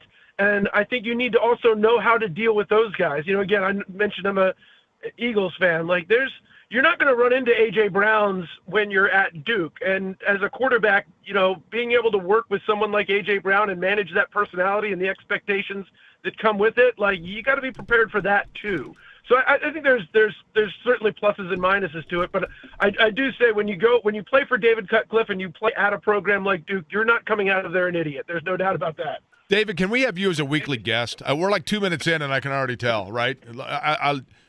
The overall, everything about it, right? I like the perspectives. I like the local tie-in, and that leads me to this. You have a column at ESPN.com. You write about college football, and I want to read an excerpt of what you wrote because I think it's great. Talking about the Heisman candidacy of Fernando Mendoza of Indiana, you say, the only potential pitfall for Mendoza now is that many Heisman voters had not previously been aware Indiana had a football program and are very confused about why he doesn't play for Texas. Now, that leads to this question. Do you believe that nationally speaking, people truly believe that Indiana is for real? I think so, and I certainly wouldn't have said this last year. I think there's always been, year in and year out in college football, we have the quote-unquote Cinderella story, the feel-good team. And Indiana was largely that last year. You think back to, the TCU team in 2022 that pulled out one miracle after another and got all the way to the national championship game. But I think the folks who watch college football and really know the game always sort of can differentiate between, hey, that team got lucky a few games, had a relatively easy schedule, some good matchups for them, great story. They've played punched above their weight, good story, but they're not going to win. They're not going to win at all. They're not as good as the true blue bloods of the game, the Georgias, the Bamas, the Ohio States. And again, I think that was certainly the case for Indiana last year, where they took a lot of flack for not having played a particularly difficult schedule. But this year's Indiana team, and I say this, you mentioned Vanderbilt off the top, I think they're in this conversation too. I think they have proven they're more than capable of playing with anyone.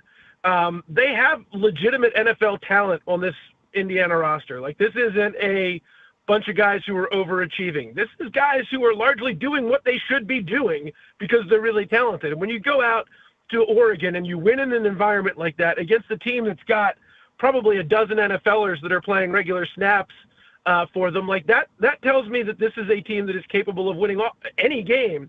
And then the flip side of that is you start looking around college football at who those blue bloods are. And yeah, I made a little joke about Texas in there. Texas ain't good. Texas has gone to overtime 2 weeks in a row with teams that are 1-28 in SEC play over the last 2 years. Like, what does that tell you about Texas? Alabama lost to Florida State in the opener. Like, these are not that. I think the great teams are still very good, but instead of being like an A+ completely lapping the field, they're just a little better than everybody else. And everybody else has gotten a little better too, particularly if you're a program that's willing to invest money, which Indiana is, and has a good coach and a good coaching staff, which Indiana does.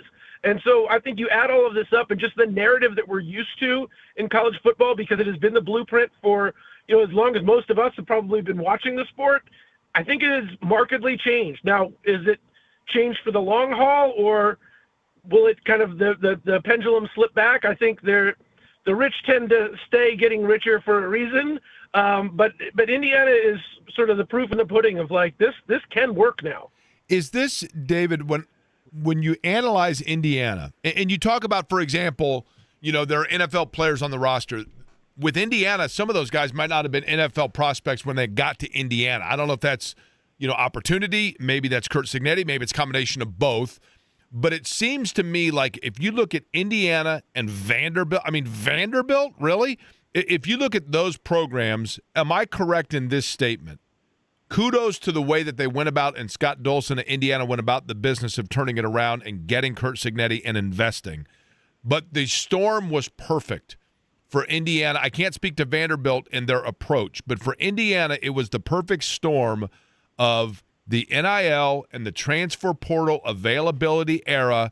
And Indiana was the team that was sitting there looking for an opening in the left lane, and it finally came open, and they blew past a bunch of people and merged right back in, and did so merging in with the Blue Bloods.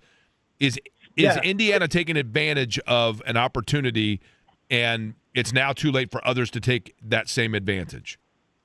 Yeah, this is fun. I've had numerous conversations because as a journalists, like I would like to know what my day is going to look like when I wake up most of the time, but you talk to like ADs and coaches and they'll tell you chaos equals opportunity.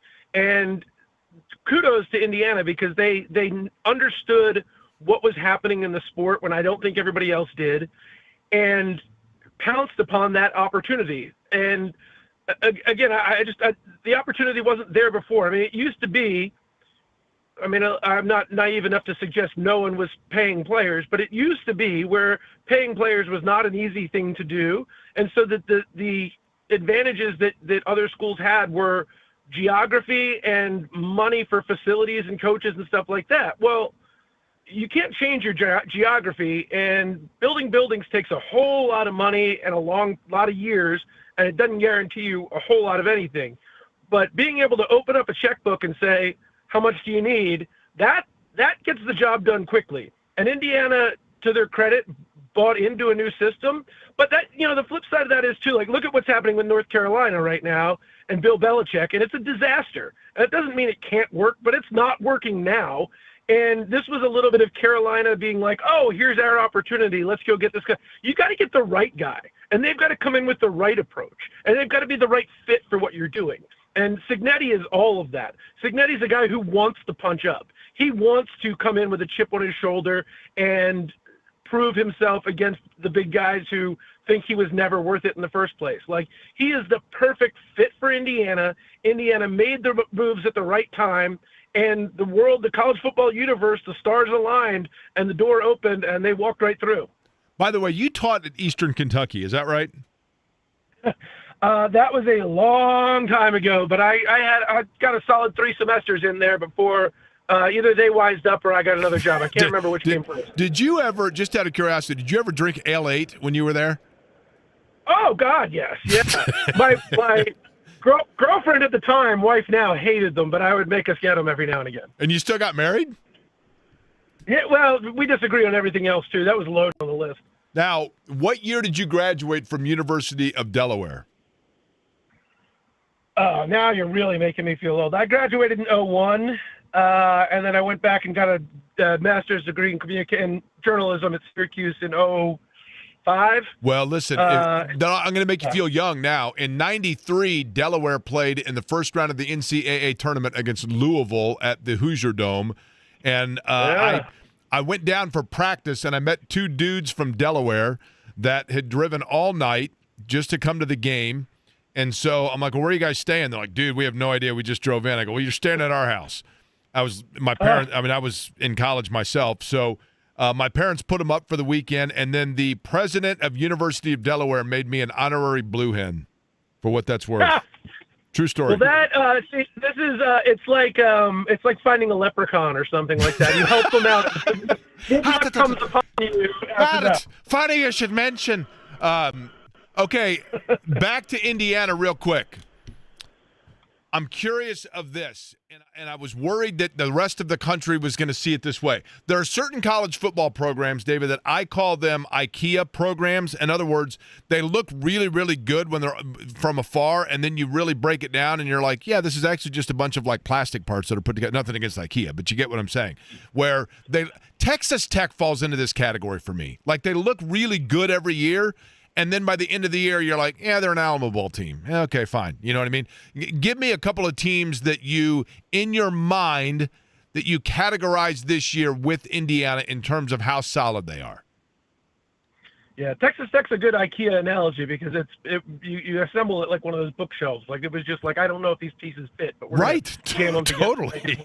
Totally. I will say I'm relatively sold on what Alabama looks like now. Like Ty Simpson, they ran into Florida State at the absolute wrong time, and I think in some ways they're better as a result of it. I think they're very good. I think Miami is very good, and yet they're going to be playing to an inside straight in the ACC, let alone in the larger landscape of things. But I always kind of go back to 3 things. Are you good on both sides of the line of scrimmage, and do you have your quarterback? And if you've got those 3 things that can play at a high level, I think you can make the rest work. And Miami's got a potentially high-level quarterback, and they're very good on both sides of the line of scrimmage. And then, look, Ohio State, I'm going to go ahead and say is really good. Until we see them actually play somebody really good, like this weekend they're going to play Penn State, and this was a game back in August you would have said was a season-defining game. It means nothing now. Yeah. So, they're so talented in so many ways, and if you look at like who's a future draft prospect, like they've probably got as many NFL dudes as anybody. But you put Indiana and Ohio State against each other. Well, one's got a freshman quarterback who has not really been asked to do a whole lot, and the other one's got a quarterback who's done a bunch and is in his third year as a starter, and I think that can make a big difference there.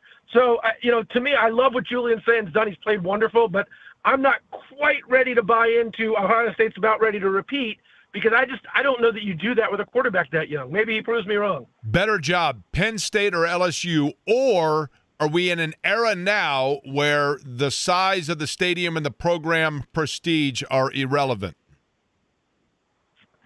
I don't think they're irrelevant. And, again, who knows as the rules continue to evolve how much that sort of strength comes back into the fray. It's funny because I think the strength for both of those programs is where they recruit from. LSU is basically a standalone program in a very fertile recruiting area. Penn State is basically the only game in town in the Northeast to recruit at a high level. So it's not as good a recruiting area, but it's a wider one. I think they both are really good. I would probably lean Penn State just because your path to the playoffs is not as hard in the Big Ten as it is if you've got to go play Alabama and Georgia and Florida every year in the SEC. So slight lean Penn State if your goal is I got to get to the playoff. If your goal is I want to have the best players that I can find, the LSU is probably a little bit better job. Does Marcus Freeman stay at Notre Dame, and are they a playoff contender? I think he does. I think Notre Dame learned a little bit of a lesson from how things ended with Brian Kelly. I'm not sure they were sad to see him go, but I think that they were embarrassed at how it went. And I think the Irish have sort of turned things. They've opened the door to Marcus Freeman to do some things that they probably were not doing with Brian Kelly. I think they'll keep Marcus Freeman. And I think, look, the way C.J. Carr's playing is great.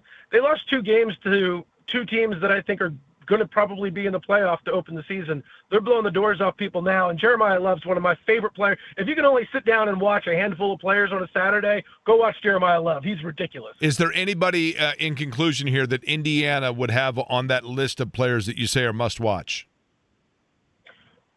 The way that Elijah Surratt has played this year, I was just looking this up. He's one of just 4 Big Ten wide receivers with 10 touchdown passes through 8 games in the last 20 years. Like, he is as big a big play guy as there is in college football right now at the receiver position. I've had a ton of fun watching him. I'm not sure I'd put him on the Jeremiah Love pedestal, but he's like a little notch, a step below there. David Hale, ESPN, is our guest. Java House Peel and Pour guest line. David, Spencer Dunkley was the center for Delaware that year in '93, and he was drafted by your Indiana Pacers that I know are number 1 in your heart. I hope that's probably the last British guy that they've drafted there, but I love Spencer Dunkley and Alex Cole were the stars of that team, and those guys were great. Spencer Dunkley was, in fact, the guy.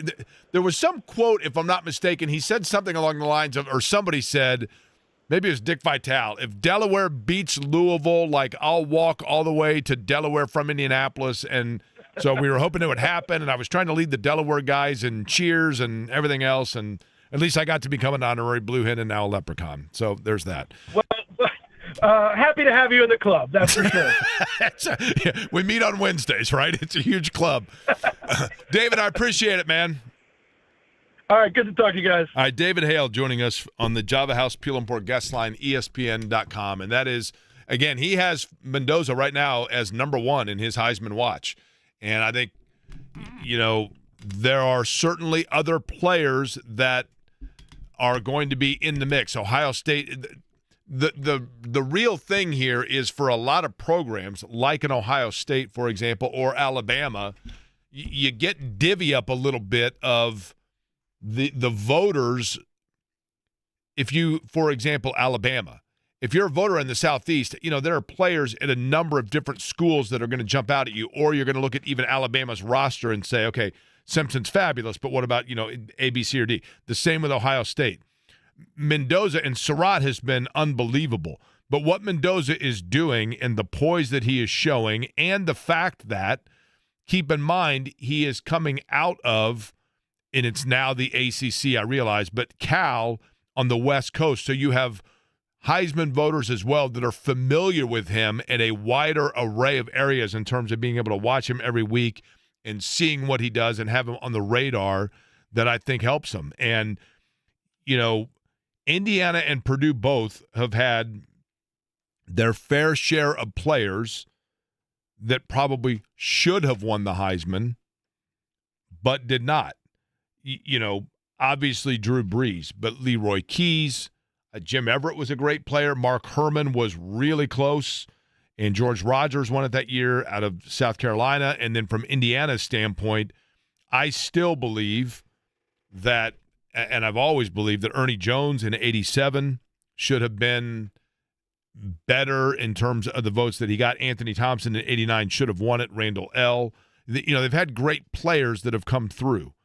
And this might be, and it is odd to just take, a guy that's a transfer and had played elsewhere for the majority of his career and then comes in, but you take what you can get, right? And he's playing at an unbelievably high level.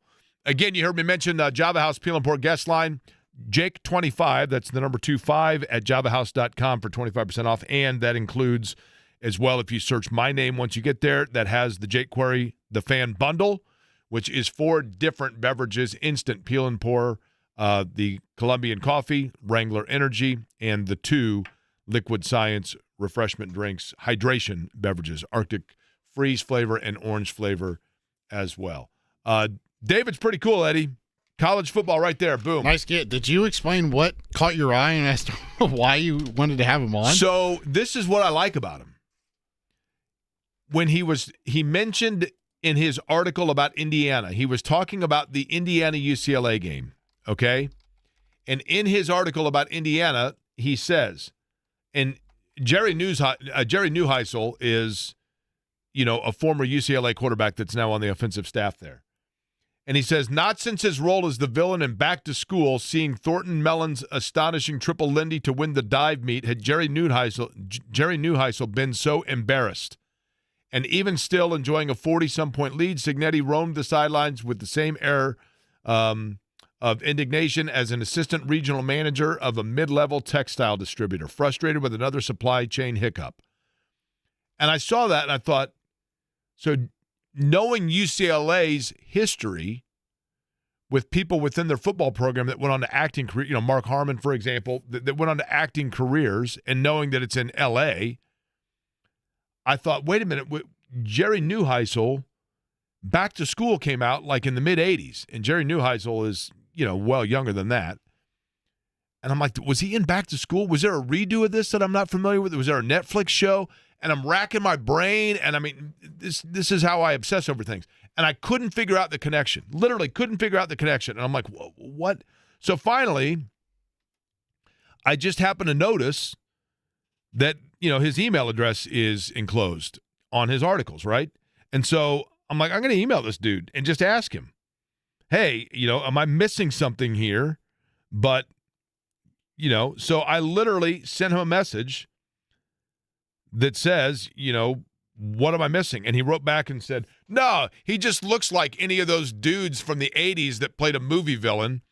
Like, for example, somebody in Back to School that would have been a villain, or the blonde-headed kid from Karate Kid. And he said, I was trying for a pop culture reference, but maybe I swung and missed. My bad. And right there, I'm like, this dude sounds cool. I said, okay, that's cool. By the way, you want to come on the radio? I said, yeah, sure, no problem. And there we are. And he drinks Ale-8, which if you've never had it, it used to be exclusive to Kentucky. You can now get it around central Indiana. But it is a fabulous caffeinated, it's called a late one because it's got so much caffeine in it, a caffeinated ginger ale beverage. And when I was in college, some buddies and I went camping at Red River Gorge, and we had all just turned 21, and we were so thrilled to go and buy beer for the first time on a camping trip legally that we went and we bought 2 cases of Ale-8. We're like, this ale is going to be awesome. And we sat around the fire, and after about an hour and a half, somebody's like, man, I'll tell you what, we're just pounding these beers, and I feel like, running a marathon. Then we looked at it, we're like, oh, wait a minute, this is a caffeinated ginger ale. But Ale 8 is pretty darn good. Pretty darn good. All right, Colts, who's practicing, who's not? Where do things stand for Pittsburgh? We will get you up to speed next.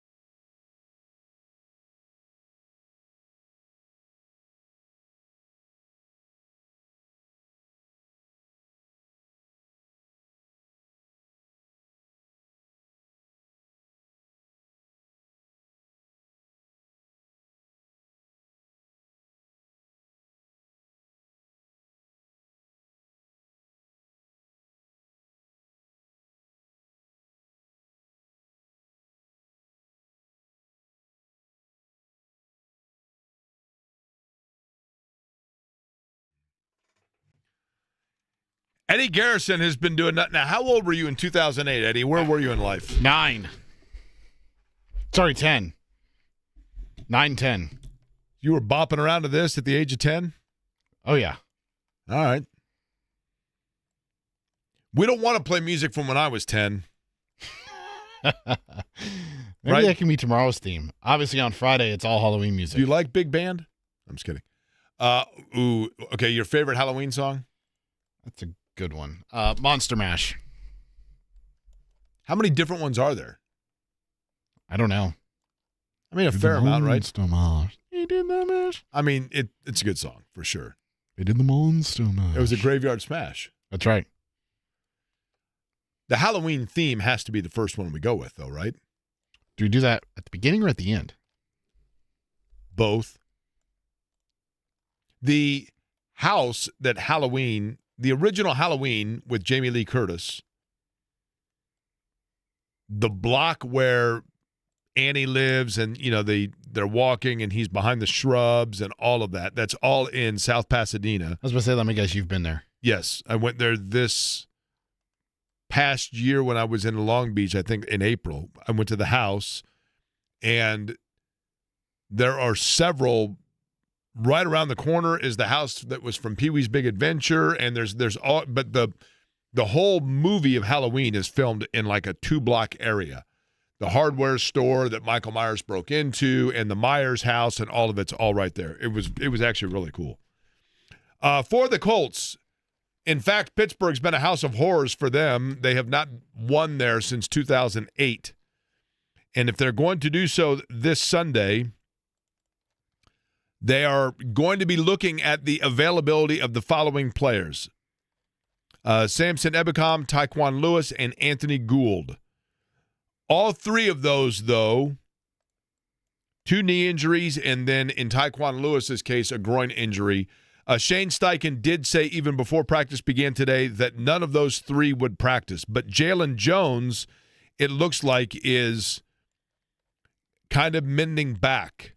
He was a in limited the right participant direction. every practice last week. And they have not yet committed to whether or not he will be activated. But Jalen Jones, I recall back at the beginning of the year at training camp at Grand Park when we had Jalen Jones on. As a matter, I'm not trying to jinx either of the two of us, but it was just before he was hurt, unfortunately. And the discussion then was, what exactly his involvement would be and how, whether he was a main starter. I mean, the defensive backfield was obviously at that time still kind of wide open in terms of just getting a real feel for where you were going to be, because we knew that obviously Ward was an acquisition that was going to see plenty of time, and you knew that at the safety position, Cam Bynum now was going to be, a mainstay. Mm-hmm. And Nick Cross, who I think has really been – Nick Cross has exceeded, in my opinion, expectation this year. And Justin Wally looked like a promising young corner. Yeah, and Jonathan Edwards was another one that ended up making the roster, and thank goodness now that was one, because they have had to go really deep into the depth chart because of injuries. Wally, that you mentioned, is a significant one, Eddie, because I really believe this.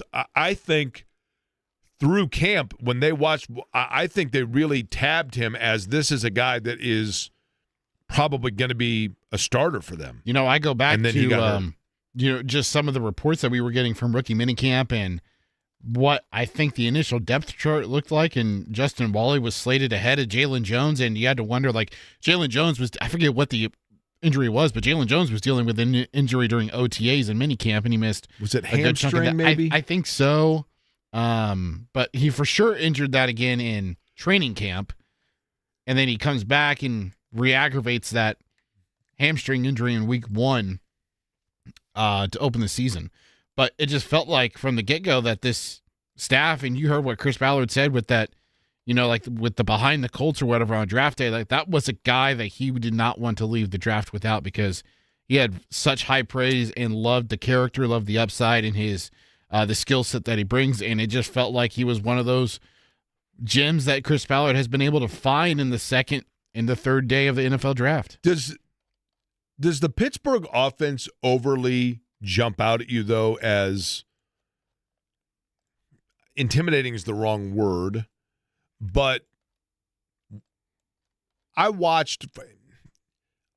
seen a fair amount of them, but I watched against Green Bay, and even when they were, and yes, they were down, so they've got to go to the air, right? And Metcalf is a big target, but it does not, to me, jump out as an offense, and this is the advantage for the Colts. The Colts offense clicks on all cylinders and is healthy to the point where, do you realize the amount of, the pace that the opponent has to play at offensively? Not just, and in Pittsburgh's case, Aaron Rodgers, you think about, and the weapons that he has in moving the ball around, but they're not household names. And it's not an offense that maintains possession for an extended, I'd have to look at their time of possession, advantage or disadvantage on the year, but it is getting into the period with the Colts offensively, numerically speaking, they're getting into the category of, if you are the opposition, you want to keep the ball out of Daniel Jones's hands. I'm going to repeat what I just said. You want to keep the ball out of Daniel Jones's hands. Now, did anybody think that was going to be a legitimate statement? In late July, early August, whenever it was that he signed, if I would have told you that the narrative of you want to keep the ball out of Daniel Jones's hands was a legitimate one in the National Football League, you would have assumed that Colts fans were the only ones that would be saying that. It's fascinating that you say that, Jake. And I go back to the days of when Kansas City was, starting to burst onto the scene with Patrick Mahomes, Travis Kelce in his prime, Tyreek Hill, Kareem Hunt when he was an explosive running back. And that's what teams trying to do. And it just didn't matter because they could get chunk after chunk, and they were so methodical on how they could march down the field and score. That's kind of what I feel like this Colts offense Correct. is at right now. Like, Correct. You can hold on the ball for 8 minutes if you want, but your defense still can't stop the Colts from scoring. Like, you want to take away Jonathan Taylor? Okay, we'll go to Tyler Warren over the middle. You want to take Tyler Warren? Okay, we'll go deep to Alec Pierce. Well, and the other thing the Colts can do, Eddie, is they can do one of two ways.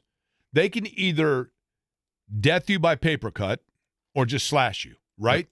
If it is a game that is requiring the Colts to maintain possession to keep the ball out of the hands of – when they go to Kansas City on November 23rd, yep, you watch. Their game plan, I would imagine, in particular late in that game, is going to be Tyler Warren in different areas and Jonathan Taylor as well between the tackles, whatever it may be, to keep the ball out of the hands of Patrick Mahomes. Now, if Kansas City's offense is clicking that day and Mahomes is being Mahomes, and you need to get into track meet shootout, they can do that too.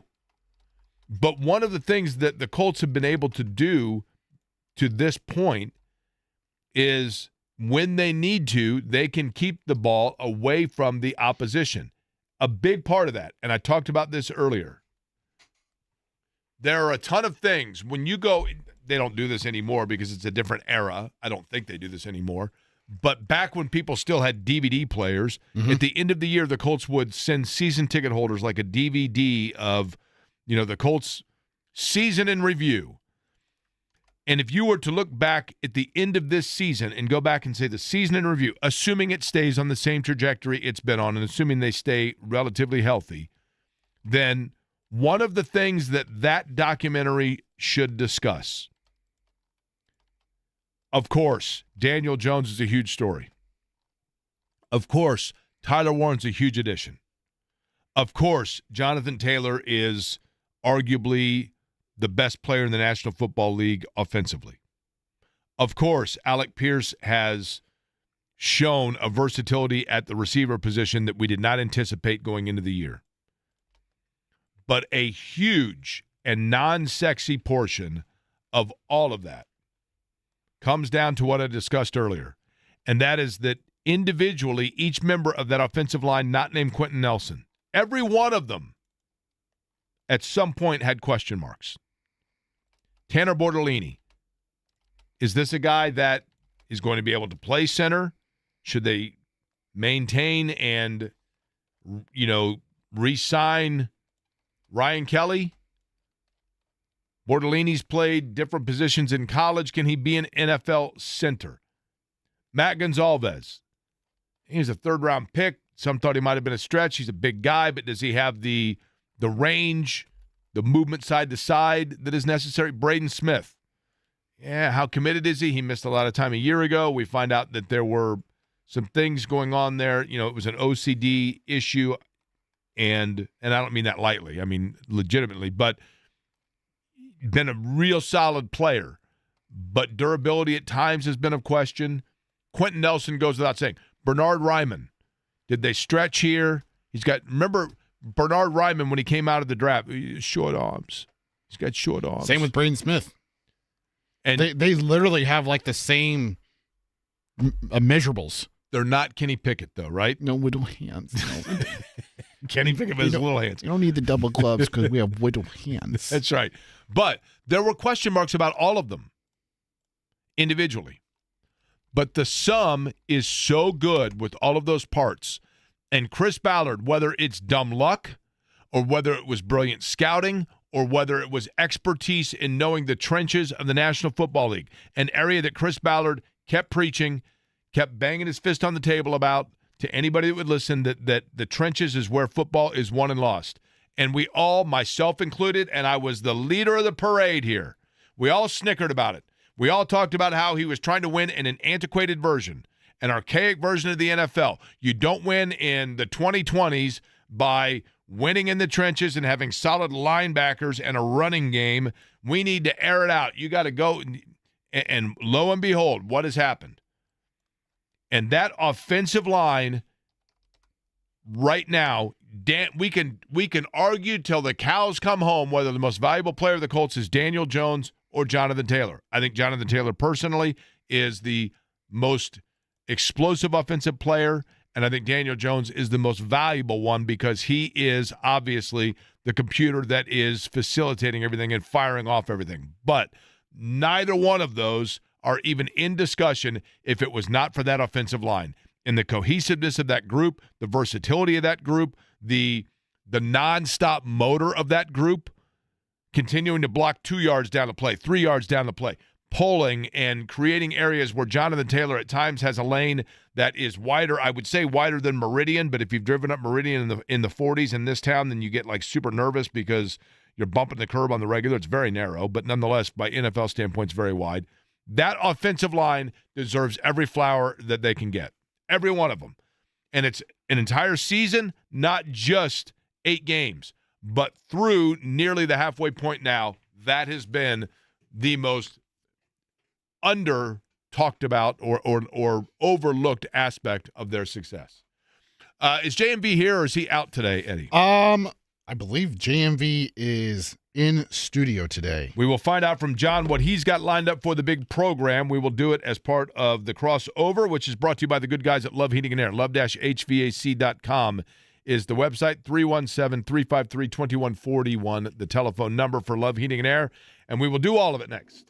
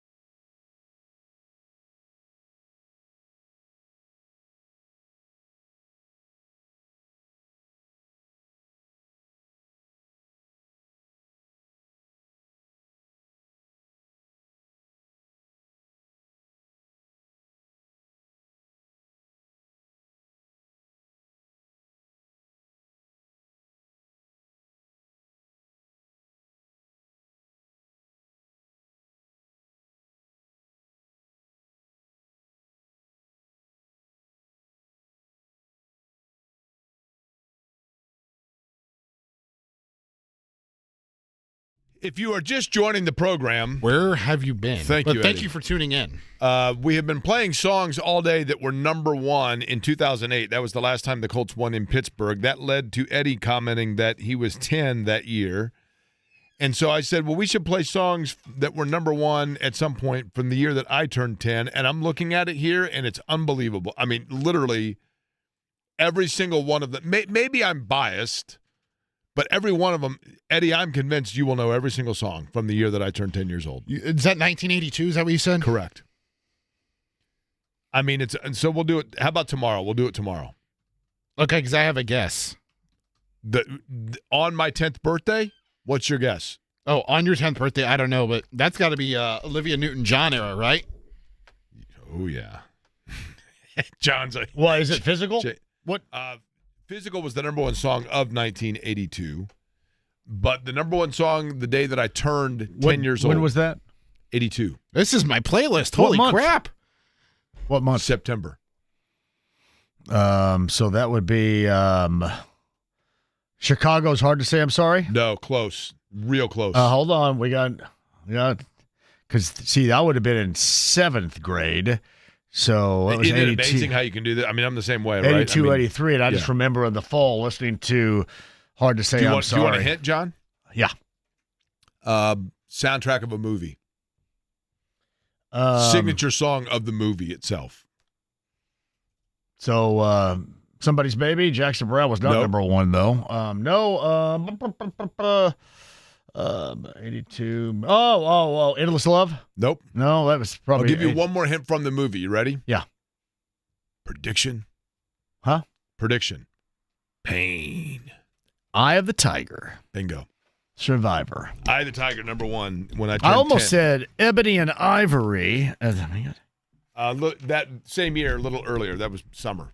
Yeah, it was weird how it's almost like in 1982, I grew up. I went from 6th grade to 7th grade, so it was almost like I matured. Maybe it was just puberty and stuff. So, in other words, so Olivia Newton-John in January of that year wasn't as much on your radar as she was by the end of the year is what we're getting Did you at, ever right? notice in that song, the lyrics aren't really talking about working out? You didn't notice that in 6th grade, I but mean, you in were the aware by video, 7th she's grade, working right? out. It became such a workout anthem, but she really wasn't talking about working out. I think she was more talking about being worked over. Cool. Love Olivia I was always Newton-John. at a great deal, a depth of admiration for that song. And we thought it was all bubblegummy and stuff, Of but course. that was like PG-13 stuff. What was your favorite song by Olivia Newton-John? I loved Xanadu. I do like Magic. That's a good one. How about Twist of Fate? That's not bad.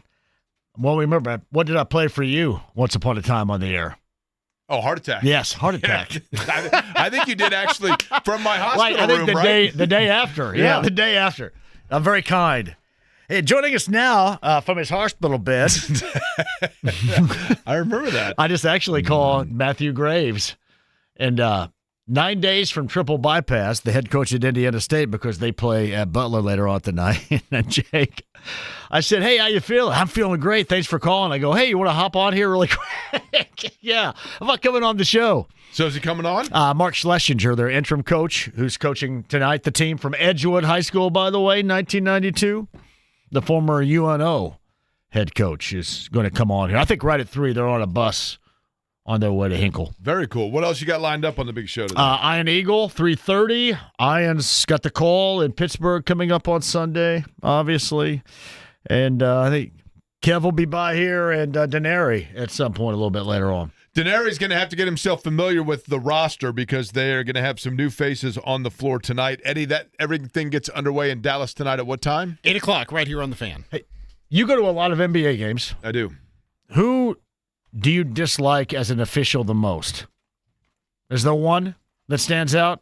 Probably. Because everybody's used to be Scott Foster I mean, that's or Tony Brothers, but I've always thought that they should take a back seat. I think they're better than this particular pipsqueak I can't stand. Tyler Ford? Huh? Tyler Ford, is that where you're going? I like Tyler lives here. Ford. Okay. Yeah, he lives Yeah. here. He actually, I think he got upset once because I ripped him. I think I referenced him as a pipsqueak once, too. This But I'll Malloy? stop because he's from around here. Huh? Ed Malloy?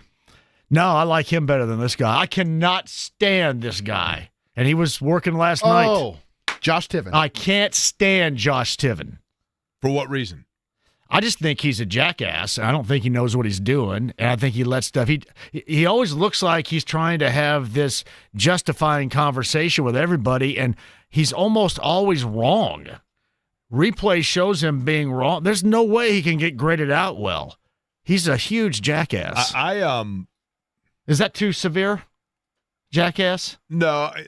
They're NBA guys. They make so much more money than everybody. Then that's what's. I just had happen. a long conversation conversation last night with a guy that was like, "These officials are terrible, and it's because they don't make any money and nobody wants to do it." And I'm like, that could not be more inaccurate. That would be high school level. That's why I don't get on those guys. You know what I mean? Right. Because I understand and the their intricacies situation. of the rules that are called are. Yeah. I mean, it's pretty unbelievable. Now, I think I told you. Who was? Help me out here, John. I just blanked. Bald-headed official, been around forever. He retired like 45 years ago. This is going to drive me nuts. I'm going to think of it as soon as we're off the air. Yeah. But Shannon had taken a friend to the game years ago that was a heavy-set fellow, and he was all over this official, and he was wearing a Reggie Miller Earl jersey. Strom. And what's that? Earl Strom. No. And the official looked at him and said, I got to tell you, that is the biggest Reggie Miller jersey I've ever seen. Is that a jersey or a tent? And Shannon's friend said back to him, I don't know, but I got to have it back to your wife by tomorrow. And that's great. And the official was like, that is so. He turned around. Joey Like, Crawford? Joey Crawford. That's exactly what it is. Nice Joey job, Crawford. James. Joey Crawford turned around and Yeah. goes, that is so solid. And he bought the whole row around of beers and hot dogs. That's totally pretty solid. awesome. Hey, by the way, too, why don't we know Major League Baseball umpires as we used to know them? We used to know them Because Eric Gregg's no on longer with site us. by name. John McSherry. Yes. Was that his name? Yeah. Doug Harvey. Yeah. Doug Harvey was a big one. Yeah. Oh. I think part Paul of that's Runge. part of that's Major League Baseball in general, right? Yeah. But I've enjoyed the postseason, and tonight, Game 5, Eddie, who wins?